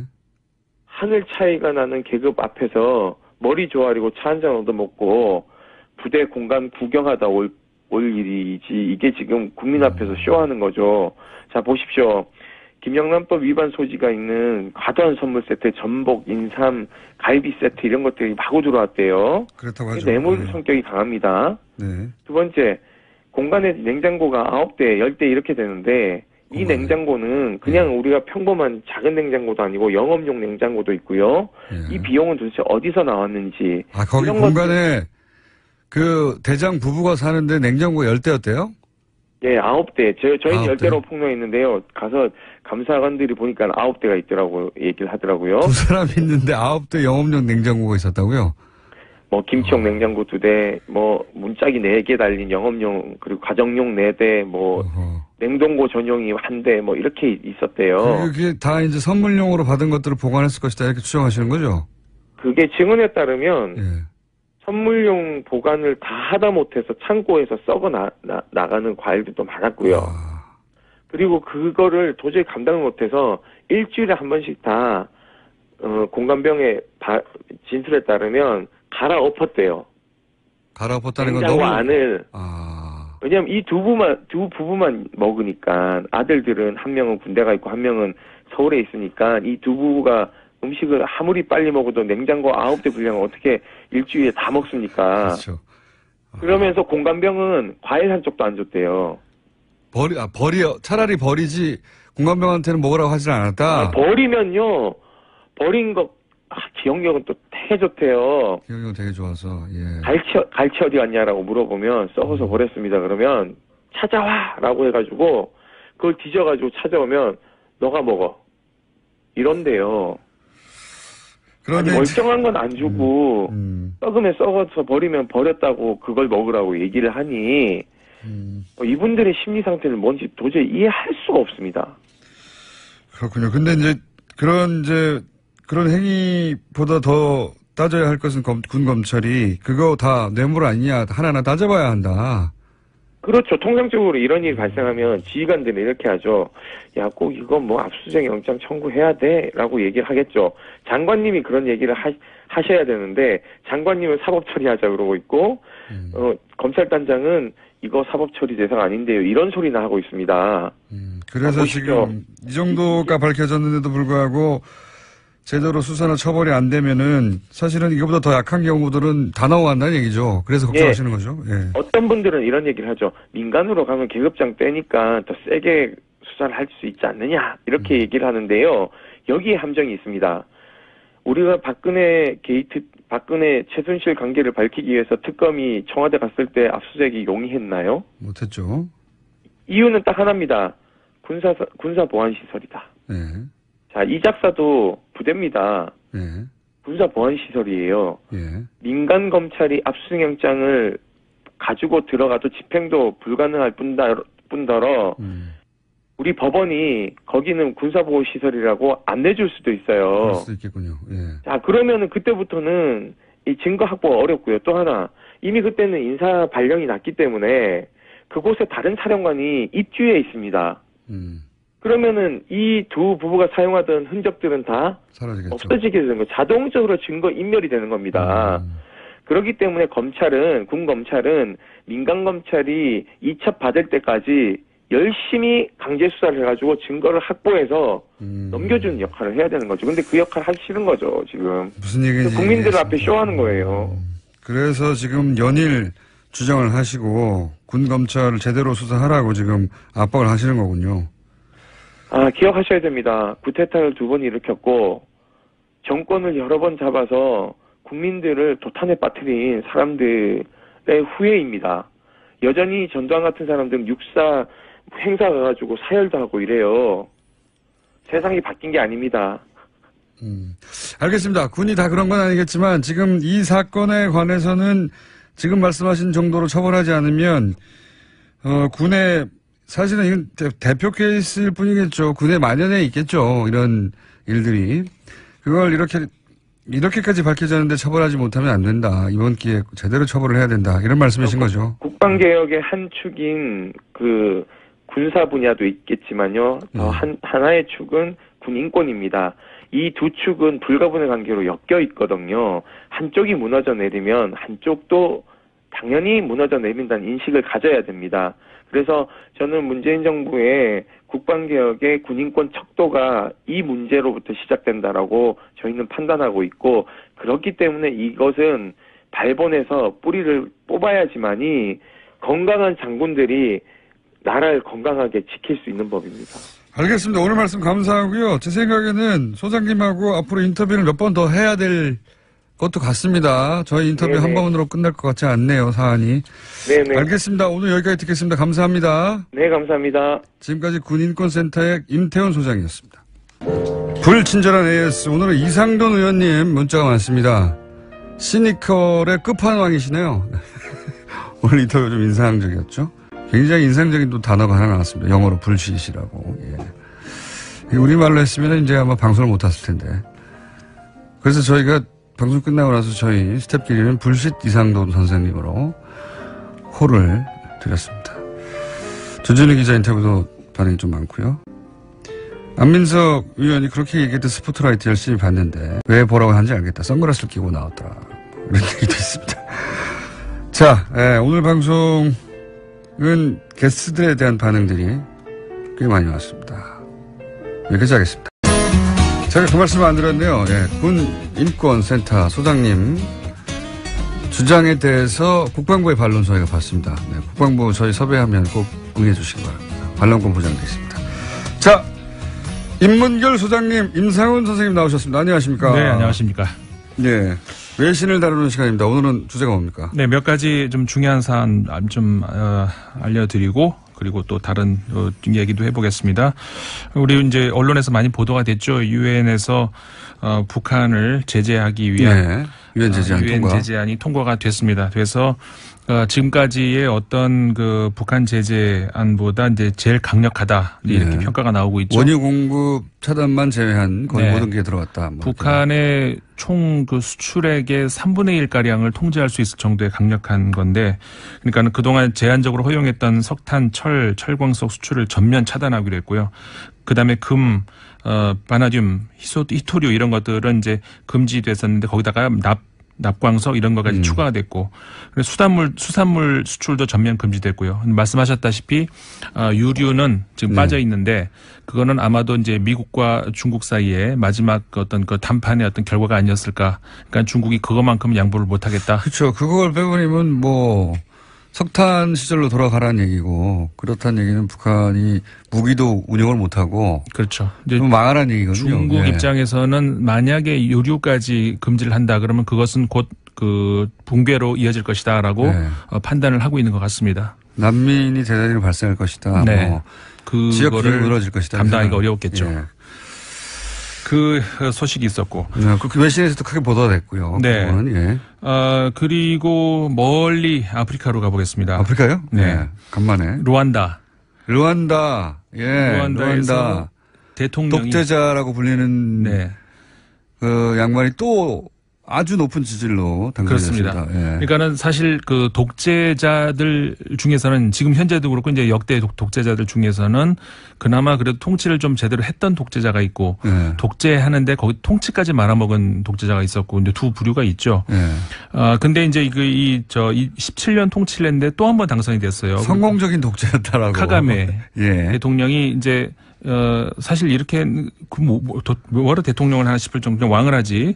근데 어쨌든 간에 다시 이렇게 하게 돼가지고 현재까지 최고로 오래 집권하고 있는 사람 지금 37년째 하고 있는 짐바브웨 대통령인데 거기 그 2위입니다 지금. 그러니까 카가메 대통령이 2위인데. 여기서 이제 독재도 물론 뭐 자신이 다시 출마할 수 있도록 법을 바꾸긴 했지만 그렇죠. 어쨌든 선거를 통해서 맞아요. 당선된 거예요. 굉장히 지지가 높고.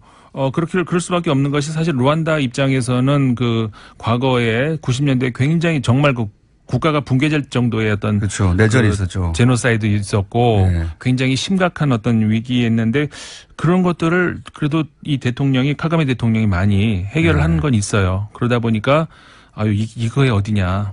그냥 그러니까요. 왕이다 생각하고 계속 뽑자 이렇게 하고 있는 소식이 이제 루안다 소식이 있고요. 그냥 독재자라고 부르면 안 될 것 같고요. 장기 집권하기 위해 노력하고 있긴 한데 그래서 자기가 법을 한 번인가 두 번인가 바꿨죠. 네, 헌법을 바꿨어요. 두 번 바꿨죠. 다시 재출마할 수 있도록. 네네. 근데 이제 이게 국민 이 양반한테 바로 독재자로 바로 딱지를 붙일 수 없는 게 어쨌든 그런 다음에 국민투표를 해서 네. 90몇 %로 선출됐다는 겁니다. 맞습니다. 예. 선거를 통해서 하기 때문에 뭐 어떻게 방법은 없어요. 뭐 정상적으로 국민들이 뽑은 건 맞습니다. 예. 우리나라처럼 뭐 체육관에서 자기들끼리 뽑았다든가 그게 아니고 예. 정말로 뽑았는데 네, 아니 맞아요. 선거했는데 뽑혔어요. 예. 네. 그래서 저는 독재자라고 알고 다른 걸 좀 만들어서 붙여야 된다.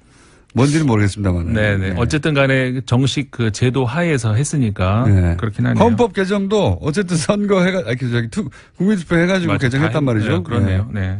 선출직 장기 집권자 이 정도로 봐야 되겠습니다. 그러네요. 장기 집권은 확실하고 글쎄 독재자는 좀 그러네요, 진짜. 그렇죠. 보통 네. 독재자라고 우리 언론에서는 바로 독재자라고 붙였던데 네. 저희가 이제 저 이런 그 분쟁 지역에 관심이 많잖아요. 워낙 외신 빠삭하시니까 네. 국제 소식에. 이 사람은 독재자라고 하기에는 아닌 것 같은데. 예. 오래 집권했다고 독재자 하도 아프리카는 독재 얘기가 많이 나오니까요. 예.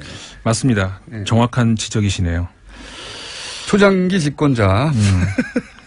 그리고 다 하여튼 선거를 했습니다. 자 이번에는 남미로. 남미야 오늘 남미 하면은 네. 어디 얘기할지 아시죠? 모르겠네요. 베네수엘라. 베네수엘라요? 베네수엘라가 차베스 이후로 지금 마두로 대통령이 들어선 이후 국가가 지금 거의 정말 이 나라도 큰일 났어요. 예. 거의 지금 내전으로 갈 정도로. 자기들끼리 막 장관 자르고 막 난리 났잖아요. 예. 그렇죠. 그러니까 차베스 대통령부터 이제 물론 모든 설명을 해야 이제 이해가 되시겠습니다만은 어쨌든 간에 굉장한 카리스마를 휘둘렀던 대통령이죠. 워낙 그 석유 자원이 풍부하고 싼 값의 석유를 국유화시키면서 국민들 문맹률 낮추고 빈민을 구제하고 이런 건 굉장히 인기가 높게 만든 어떤 그런 정책이었고, 그런데 이제 그런 과정에서 이 석유 관리를 잘못했죠. 국유화하는 과정에서 잘못해가지고 흔들흔들하던 것이 그나마 그 어떤 카리스마로 버텼는데 마두로 대통령으로는 이게 안 됩니다. 그래가지고 급기야는 지금 그 반대 세력하고 거의 내전 상태까지 갈 정도로 사망자 물론 많이 나왔고요. 계속 이어지고 있습니다. 남미의 이 정치 불안의 뿌리를 막 파고 들어가면 어디 한 곳에 항상 미국이 있어요. 그렇죠. 왜냐하면은 이게 정리가 안 되는 이유가 왜 그러냐면은 결국은 지금 말씀하신 것처럼 과거에 70년대, 80년대 일대 그 남미가 미국의 뒷마당. 그렇죠. 그러니까는 뭐라고 할까요? 미국이 하고 싶은 건 여기서 다 했거든요. 그렇게 되면은 이 사람들이 현재 마두로 대통령 같은 경우처럼 실정에 어떤 그 뭐라고 할까 폭정에, 그런데도 왜 국민들이 이걸 지지를 하느냐. 이 답이 거기에 있거든요. 미국이 그러니까 이 사람들의 그 반미 감정이 아주 정말 우리가 상상한 이상이에요. 그렇기 때문에 맞습니다. 반미를 기치로 이렇게 올라서면은 일정한 지지를 받고 있다는 거예요. 남미에서 미국이 이제 과거에 뭐 정유수련이나 또 송유관이나 이권 때문에 정권 좌지우지하고 뒤엎고 하는 경우가 워낙 많았기 때문에 그걸 기억하는 국민들의 반미 정서, 혹은 또 정반대로 그 이권을 통해서 먹고 살았던 또 친미 세력, 이 갈등이 남미는 거의 모든 국가에 다 뿌리 깊이 박혀 있거든요. 네, 그렇죠. 그래서 그거를 봐야 얘네들이 남미에서 왜 이렇게 난리가 났는지 알 수가 있는데 그건 너무 기니까. 그렇죠. 그 다음 소식은 이거 우리나라 국내 뉴스하고도 많이 지금 우리나라에서 많이 나오죠. 이런 말 들어보셨나요? 과거에 극중주의? 갑자기 또 극중주의로. 예. 네.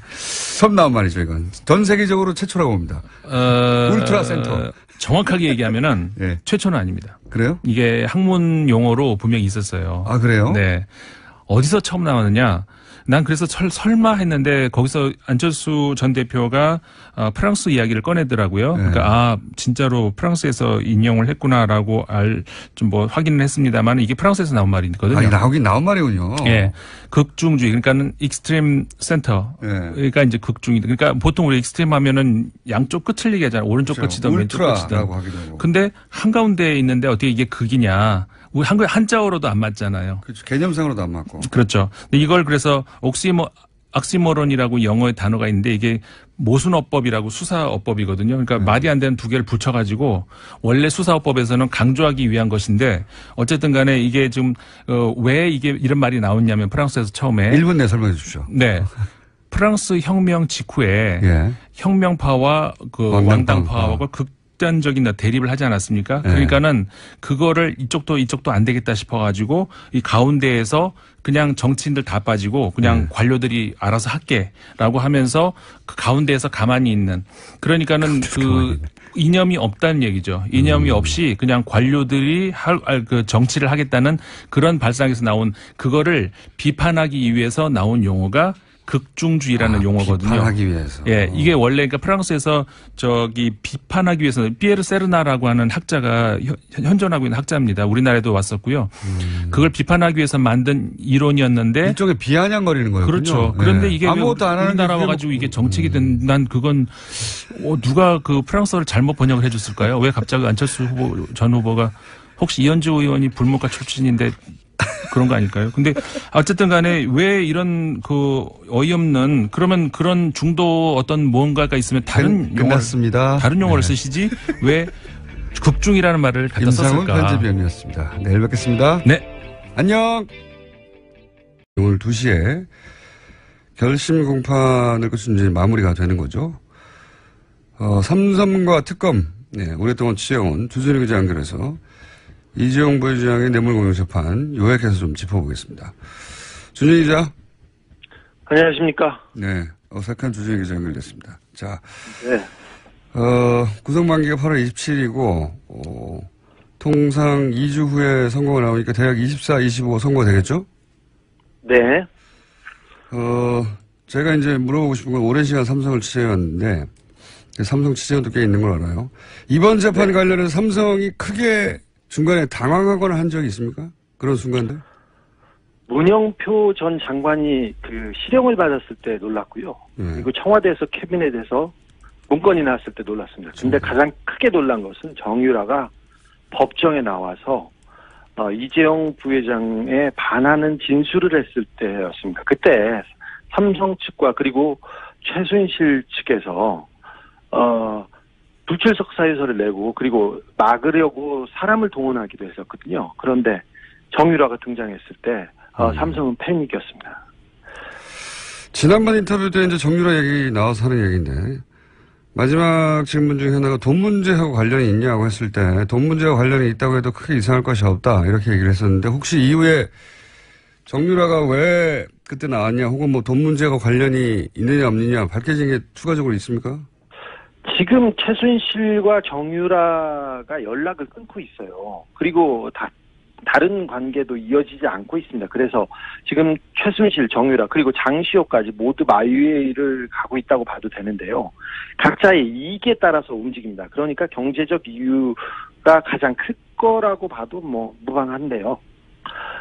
지금 돈 문제나 그런 문제가 지금 상태에서는 별 문제가 없이 그냥 수면 아래로 가라앉았는데 언제든 다시 떠오를 겁니다. 그 문제로. 특검 가서 정유라 씨가 돈 문제가 있다 이런 걸 밝힌 건 없습니까? 비슷한 얘기를 하긴 했으나 그게 뭐 핵심 쟁점은 아니었습니다. 특검에 가서 돈 문제가 뭔가 있긴 있다는 말을 하긴 했다. 예. 네. 가족 간에. 그리고 이 뇌물죄, 특히 재벌이 연루된 뇌물죄 경우는 결정적 증거가 과거에도 안 나왔기 때문에 결국 포괄적 뇌물 수수라고 하는 법리가 나왔어요. 예. 이 재판 기간 중에 이재용 부회장의 불리한 진술 증거가 추가 나오는데 한번 정리를 해보자면 문영표 실형 나온 게 있고요. 네. 그리고 김종 전 차관의 진술도 있었죠. 대표적 진술이 뭐가 있었죠? 김종 차관이 이런 진술을 했습니다. 제가 2015년 7월 8월에 박상진, 그러니까 삼성 사장입니다. 박상진이 정유라 지원을 위해 독일로 출국할 무렵 박상진하고 통화했는데 박상진이 박근혜 대통령이 갑자기 이재용에게 정유라가 올림픽 나갈 수 있도록 지원해달라고 요청했다고 말해서 깜짝 놀랐던 기억이 있다. 결정적인 진술로 작용하고 있습니다. 정유라 이름이 직접 나와서 깜짝 놀랐다. 뭐 이런 얘기 했었죠. 그렇죠. 예. 정유라를 도와달라고 했어요. 예. 그리고 정유라가 특검에 와서 진술한 내용 중에 혹은 뭐 법정에 진술한 내용 중에 특별히 불리한 내용은 뭐가 있었습니까? 삼성에? 이재용 부회장 측은 최순실 씨가 독일에서 말들을 사고 교환하고 이런 거에 대해서 전혀 삼성은 몰랐다고 얘기했는데 정유라 씨가 법정에 나와서 삼성이 말 세탁 관련해서 그 과정을 몰랐을 리가 없다. 다 알고 있었다. 이렇게 얘기했습니다. 그래서 굉장히 난처해졌습니다. 청와대 문건 나온 것 중에 혹시 법정에 제출됐거나 한 것 중에 이 언론이 제대로 보도되지 않았는데 불리한 내용은 또 뭐가 있었습니까? 캐비넷에서 나온 문서 이름이 아예 삼성 경영권 승계 지원이라는 자필 메모였고요. 그래서 청와대가 얼마나 도와주고 있는지 정확하게 써 있습니다. 그거 말고는 지금 보도되지 않은 것 중에 장충기 미래전략실 차장의 문자 메시지가 있습니다. 문자 메시지요? 예, 빼도 박도 못할 스모킹건입니다. 사실 뇌물을 주고 인증샷 찍지 않지 않습니까? 그래서 직접 증거, 결정적인 증거는 없습니다, 사실. 근데 정황상 증거를 다 따져야 되는데 이번 뇌물 사건처럼 증거가 많은 경우가 드뭅니다. 재벌 관련해서는 이 정도면 굉장히 많이 나온 거라고 얘기들 하는데, 자. 네. 지금 이제 장충기 전 사장 핸드폰 문자 얘기했는데, 장충기 전 사장 핸드폰 문자 관련 보도가 있긴 있었는데, 구체적인 문자가 내용이 뭔지는 자세히 보도된 적이 없어요. 근데 네. 그 부분을 한번 핸드폰 문자 내용 파악이 되어 있는 것 같으니까 물어보자면, 우선 장충기 사장 역할부터 여쭤보죠. 장충기 사장은 삼성에서 어떤 자진해서 나올 거라고 봅니다. 이게 이제 그 민간에서 왜 댓글 가지고 크게 소송에 걸린 적 있지 않습니까? 네, 지금도 하고 있죠. 예, 모 강사가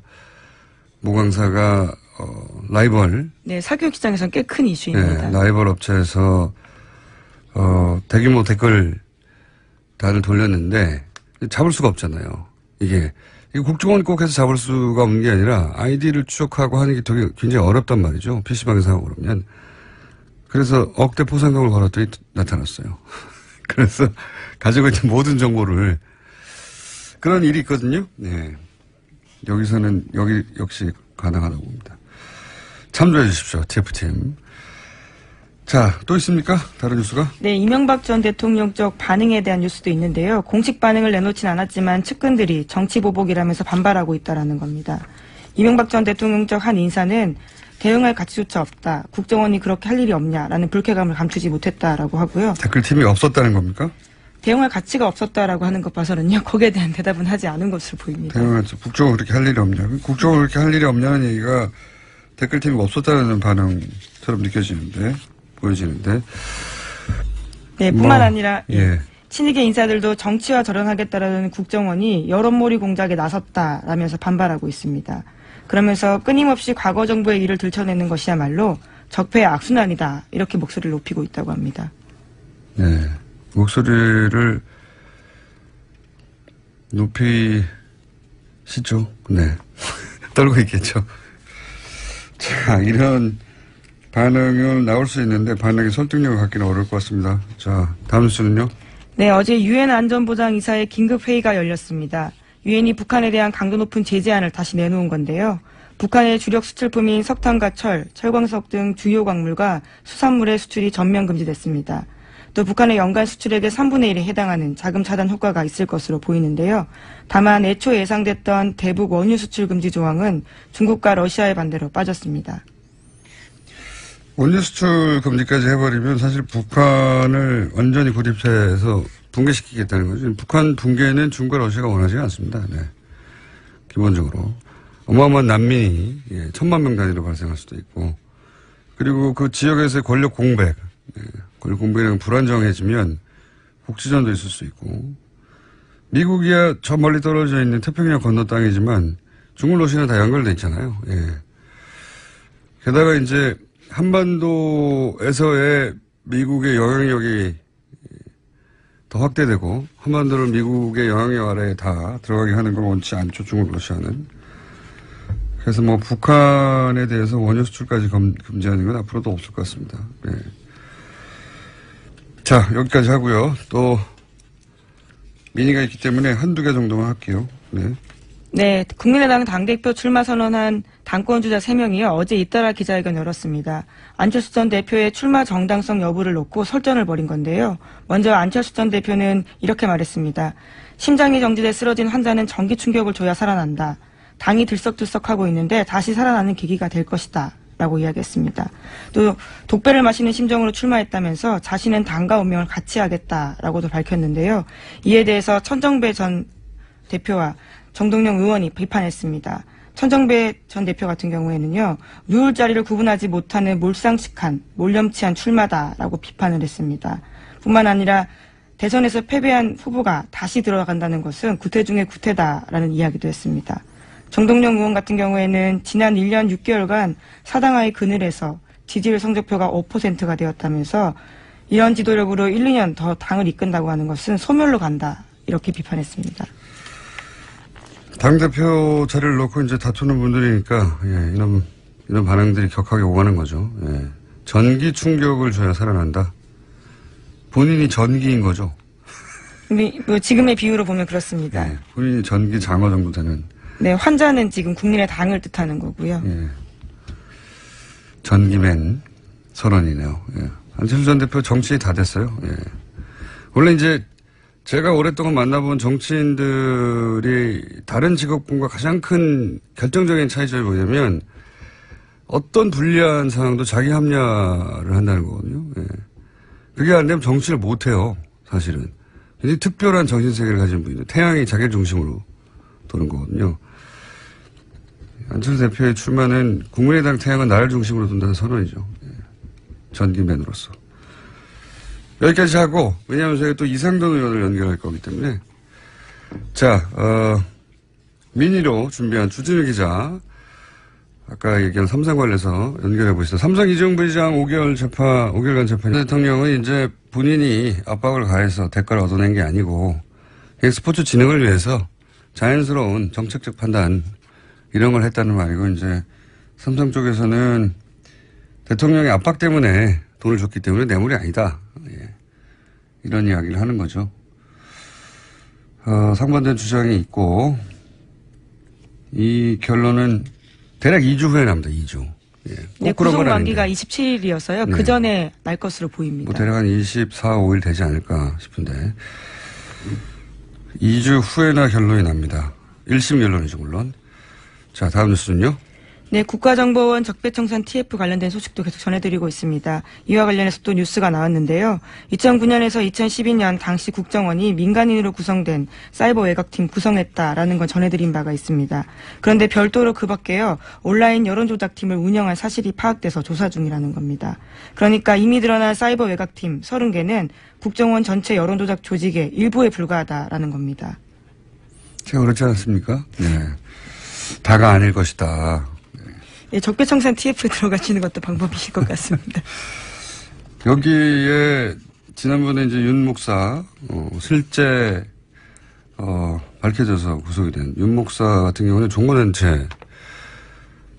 종교단체 일부도 여기에 참여한 것으로 알고 있고, 또 나름 지명도 있는 소위 농객이라고 불리던, 보수 농객이라고 불리던 사람들, 또는 뭐 보수 인사들, 그러니까 이제 일반인들, 직업을 가진 일반인들이 아르바이트로 잠시 한 수준의 3,500여 명 정도라고 1차로 밝힌 인원 이외에 별도의 조직이 있을 것이다. 네, 그렇게 조사하고 있다라는 겁니다. 파악하고요. 그때 당시 이제 보면은 온라인에서 이런, 그러니까 포털이나 대형 커뮤니티에 글을 쓰는 조직들 말고 또 트위터에서나 SNS, 뭐 페이스북, 가능한 모든 온라인 공간에서 이런 활동이 있었거든요. 그러니까 뭐, 그리고 여러 레벨에서 그냥 단순한 댓글 혹은 뭐 포털에서 댓글뿐만 아니라 아예 스스로 글을 창작해내는 수위에서도 있었기 때문에 저는 대단히 광범위한, 왜냐하면 이 온라인 여론을 조작하는 팀 자체가 커졌어요, 당시에. 처음에 심리 전단에서 출발해서. 네, 그렇죠. 심리 전단이 아니라 국으로 바뀌고, 이념도 바뀌고, 관리 조직 자체도 그렇게 어마어마하게 커졌는데, 당연히 훨씬 더 큰 조직이 있었을 거라고 봅니다. 네. 네, 그래서 국정원 댓글팀도요, 그 당시에 특별수사 하면서 2013년에 국정원 메인 서버 압수수색 영장 받아서 갔었는데 국정원의 거부로 서버 확보에 실패한 바가 있습니다. 그런데 이번에는 적폐청산 TF가 이 메인 서버를 분석해서 조사하고 있기 때문에요. 관련해서 검찰로 넘어갈 수도 있다라고 보고 있습니다. 메인 서버에는 다 남아있겠는가, 뭐 그런 생각도 듭니다. 예. 일부 있겠지만, 여하간 여태까지 밝혀진 바로는 별도의 조직이 더 있다. 예. 또 관련 뉴스가 있나요? 네, 또 이렇게 사람들이 많은데 왜 이제까지 안 드러났을까에 대한 의문들을 가지실 수 있을 텐데요. 관련한 보도들이 또 있습니다. 국정원은 사이버 외곽팀에 참여한 민간인들에게 개별적으로 보안 서약서 받았다라고 합니다. 또 민간인들끼리 다른 팀의 존재를 알지 못하도록 국정원 직원이 이들을 점조직으로 관리했다라고 합니다. 간첩이죠, 간첩. 자국민을 상대로 한 여론 조작하는 간첩. 그렇게 저는 보입니다, 사실은. 예. 그리고 이제 예산도 보면 3,500만 얘기하면서 한 달에 2억 5천 이런 식으로 얘기했는데, 이 국정원장의 최대 관심사 중에 하나였단 말이죠. 네. 이 일을 해서 다시 정권을 뺏기지 말고 유지해야 한다는 그런 목적하에 했는데 한 달에 2억 5천이라는 건 껌값입니다. 껌값. 정말 국정원의 방대한 조직, 어마어마한 예산에 비하자면 국정원 최대 관심사에 이 정도밖에 돈을 안 썼다는 건 뭐 도저히 저는 3,500명의 전부가 아닐 거라고 생각이 들고, 그리고 이제 보안 서약서를 받아가지고 소위 제가 했어요라고 손들고 나온 사람이 없었다는 거죠, 과거에. 네, 처벌받거나 혹은 뭐 문제 제기를 할 수 없도록 만들었다라고 하는 것으로서 보이는데요. 근데 이제 실제 이렇게 일한 사람들이 나와서 내가 누구로부터 어떤 식으로 지시를 받았고 어떤 활동을 하였다 말단에서 그런 사람을 사실 찾아야 되는데 좋은 방법이 있어요. 예. 이 포상금을 거는 겁니다. 누구에 대한? 나와서 내가 보여서 보안서약서를 쓰고 그런 아르바이트를 했다는 사람한테 면책을 주고 포상금도 1억 이상 줘요. 예. 1억 이상. 아주 크게 걸어서 수많은 사람들이. 안녕하세요, 김어준입니다. 정부의 탈원전 정책 결정은 공론화위원회를 거칩니다. 2만 명에게 3차례 전화 설문을 하고 시민 참여단도 두어 2박 3일간의 학습, 토론을 거친 후 역시 찬반 설문을 하게 됩니다.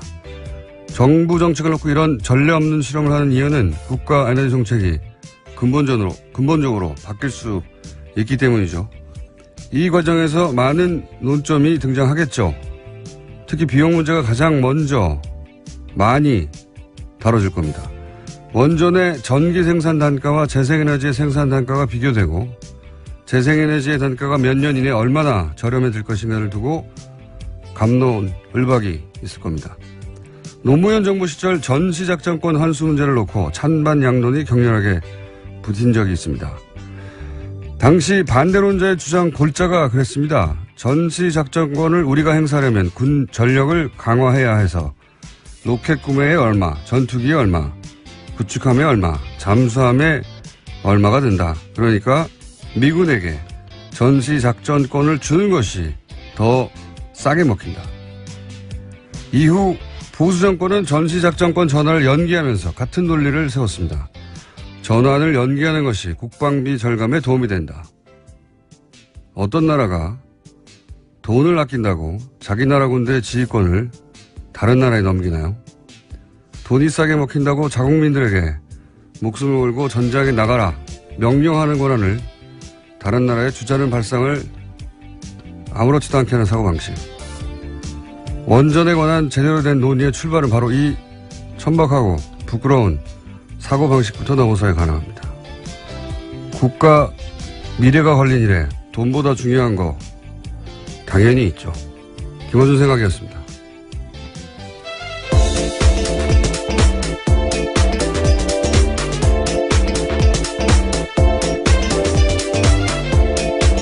시사인의 김은지입니다. 목소리가 월요일 목소리가 아닌데요? 어떤 의미신가요? 목소리가 맑아요. 아, 말단이 감사합니다. 네. 그래도 크게 맑지는 않습니다. 네, 동의합니다. 자, 시사인의 네. 김은지 했나요? 네, 했습니다. 제가 맑지가 않습니다. 정신이. 자, 첫 번째 뉴스는요? 네, 오늘 이재용 삼성전자 부회장의 재판이 마무리됩니다. 지난 2월 28일 재판에 넘겨진 이재용 부회장의 결심 공판이 오늘 오후 2시에 열리는 건데요. 먼저 특검이 구형을 통해 형량을 제시하게 됩니다. 이어서 변호인단이 최종 변론을 하고 이재용 부회장 등 피고인들이 최후 진술을 합니다. 최근 대법원 규칙 개정이 바뀌어서요. 주요 사건 1심, 2심 선고 생중계 가능해졌는데요. 이달 말로 예정된 이 부회장의 선고가 중계될지 여부도 관심을 갖고 있습니다. 한 5개월 걸렸네요. 5개월 걸렸고, 예.